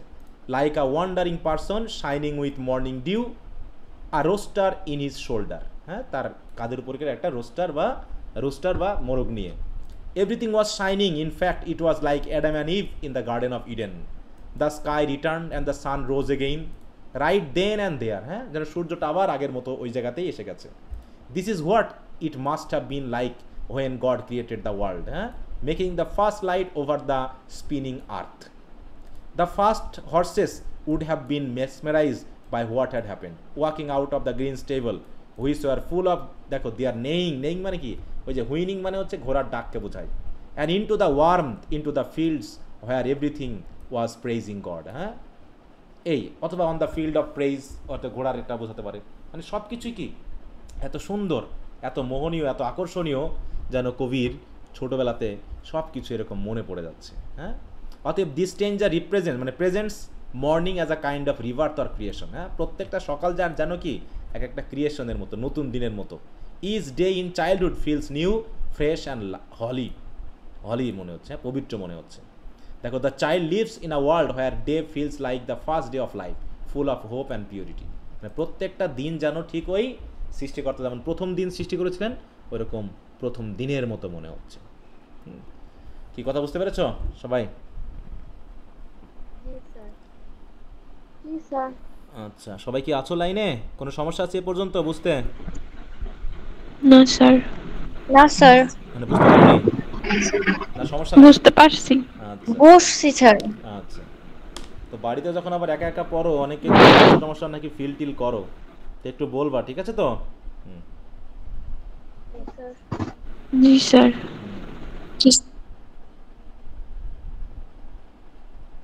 করবা, এবং পড়ে যদি কোনো সমস্যা থাকে সেগুলো অবশ্যই জানাতে হবে, বলতে হবে, ঠিক আছে, যতটুকু পারা যায়।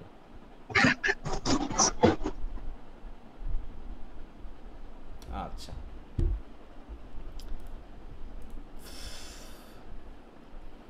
দেখো এখানে কি বলছে, this stranger highlights the deeper theme that childhood equals creation. হ্যাঁ, চাইল্ডহুড মানেই তার কল্পনা, মানেই কি সব কিছু যারা নতুন সৃষ্টি, representing the beginning of all experience.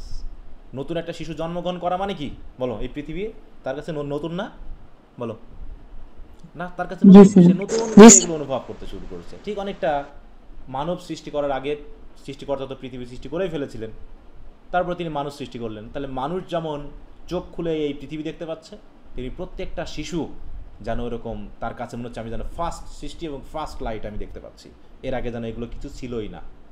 তাই বলছে, the child's view of the world is pure and untouched by guilt, responsibility and knowledge of suffering, just like Eden before the fall. The religious imagery suggests that childhood is a blessed state given by God. Yet the intense beauty of creation here also hints at what will follow.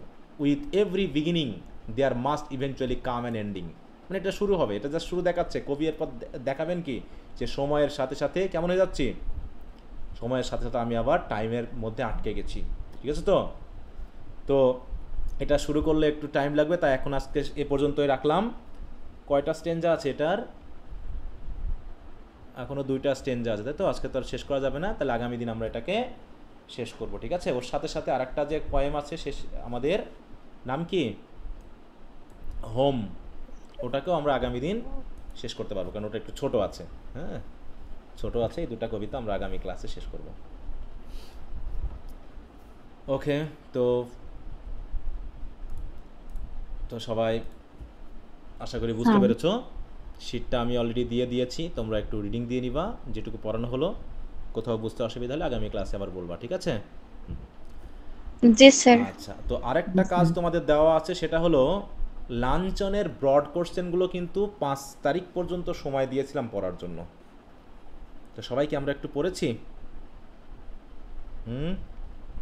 G sir.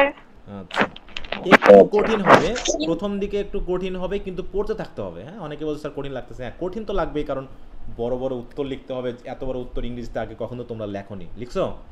এত নিশ্চয় লেখনি।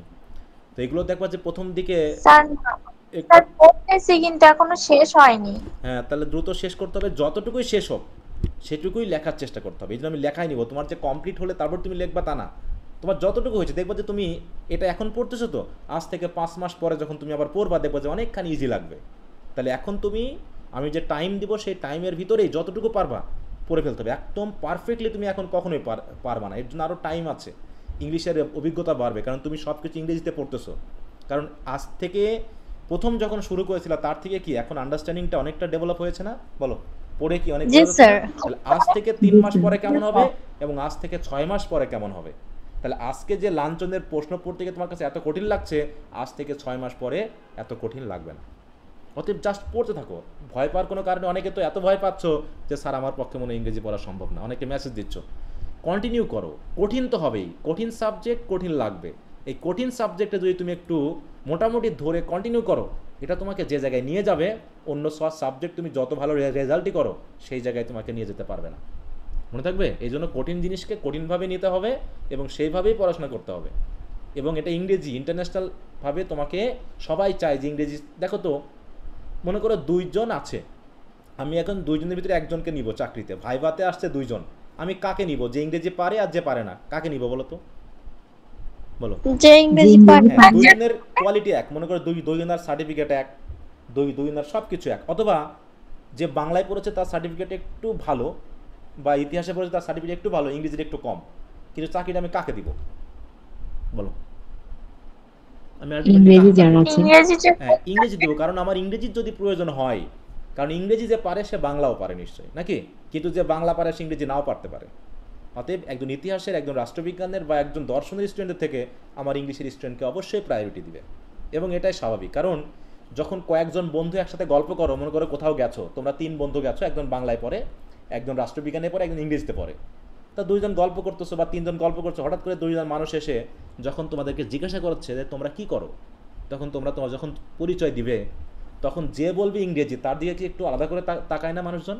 বলো, একটু আলাদা করে ভাবে না? হ্যাঁ, দেখবা যে একটু আলাদা করে। তোমার রেজাল্ট কম হতে পারে, তোমার হয়তো কোয়ালিটি একটু মানে ওদের থেকে, মানে রেজাল্টের দিক থেকে কম হতে পারে, কিন্তু তোমার দিকে একটু আলাদা করে তাকাবে। হ্যাঁ, তুমি ইংলিশতে পারো, এরকম করবে কিন্তু।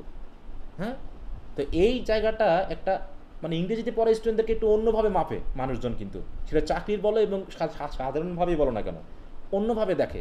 তো সেই সাবজেক্টকে ছেড়ে যদি তুমি অন্য সাবজেক্টে যাও, যত ভালো রেজাল্টই করো না কেন, এর মতো অ্যাটেনশন তুমি অন্য কোনো সাবজেক্টে পাবা না। এই জন্য একটু সময় নাও, একটু পড়ো, এটা তোমার জীবনকে গড়ে দিবে।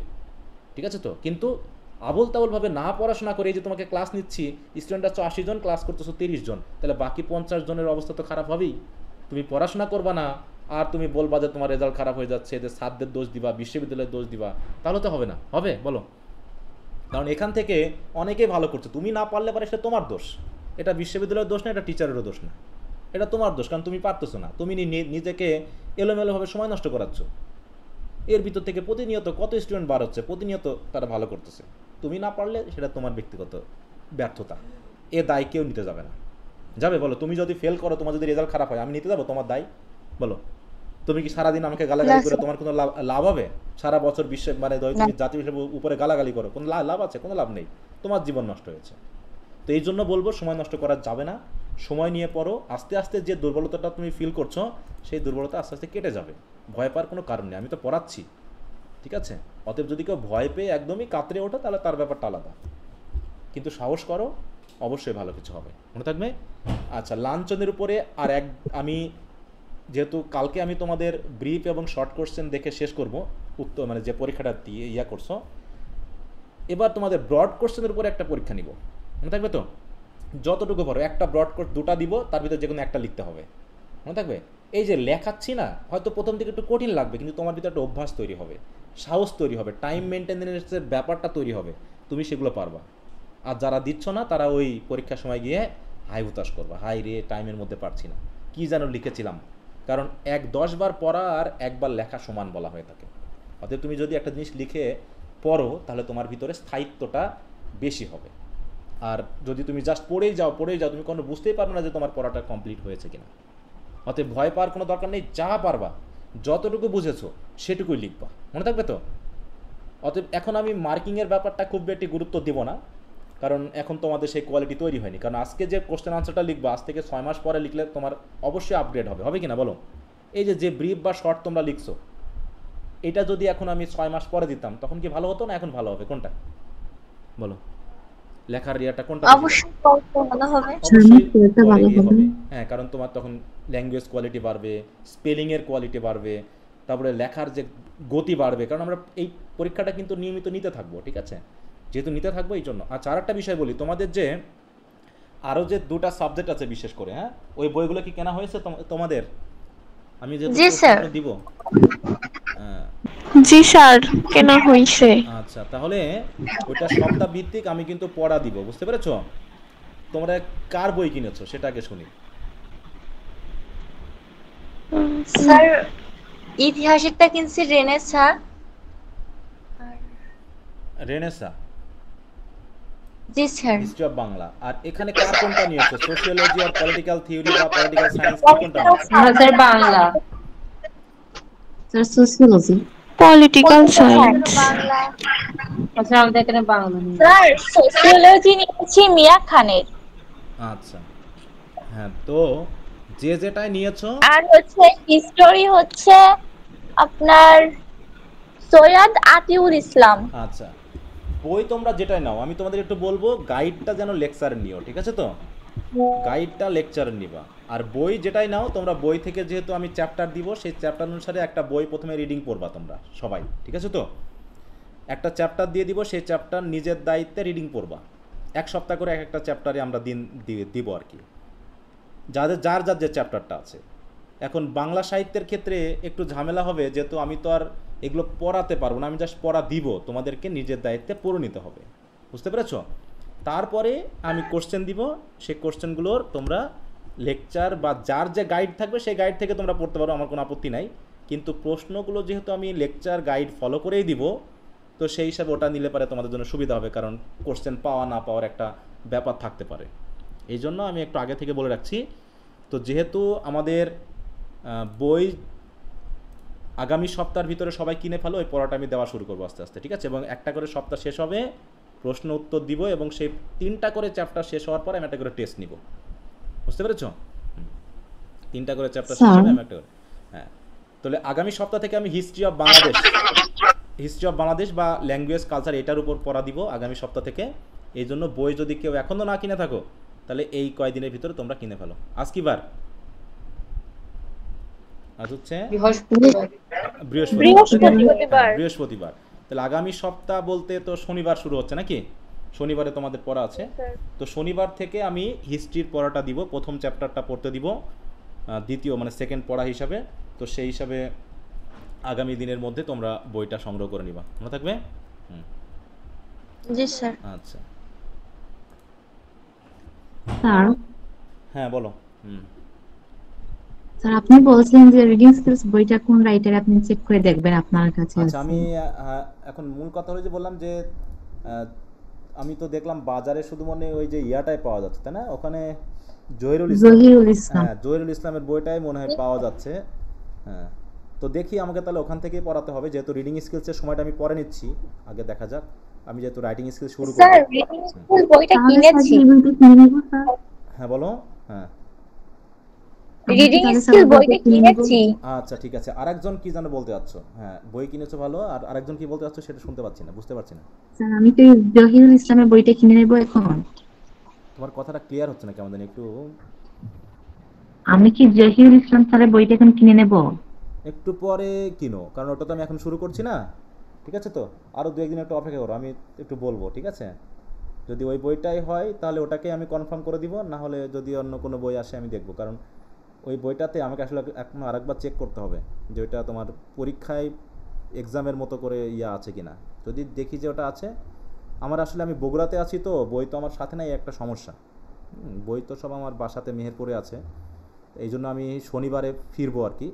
ঠিক আছে, শনিবারে ফিরবো, তারপরে ওখানে গিয়ে আমি তোমাদেরকে কনফার্ম করবো। হ্যাঁ, রাইটিং স্কিলস বই নিয়ে সমস্যা নাই, রাইটিং স্কিলস যেটা আছে সেটাতেই চলবে, ওটা দিয়ে আমরা পড়া শুরু করবো আপাতত। ঠিক আছে? জি স্যার। আচ্ছা, তো ওকে, তো ঠিক আছে, আজকে তাহলে এ পর্যন্তই। তো সবাই ভালো থাকো। ওকে, গুড নাইট, বাই।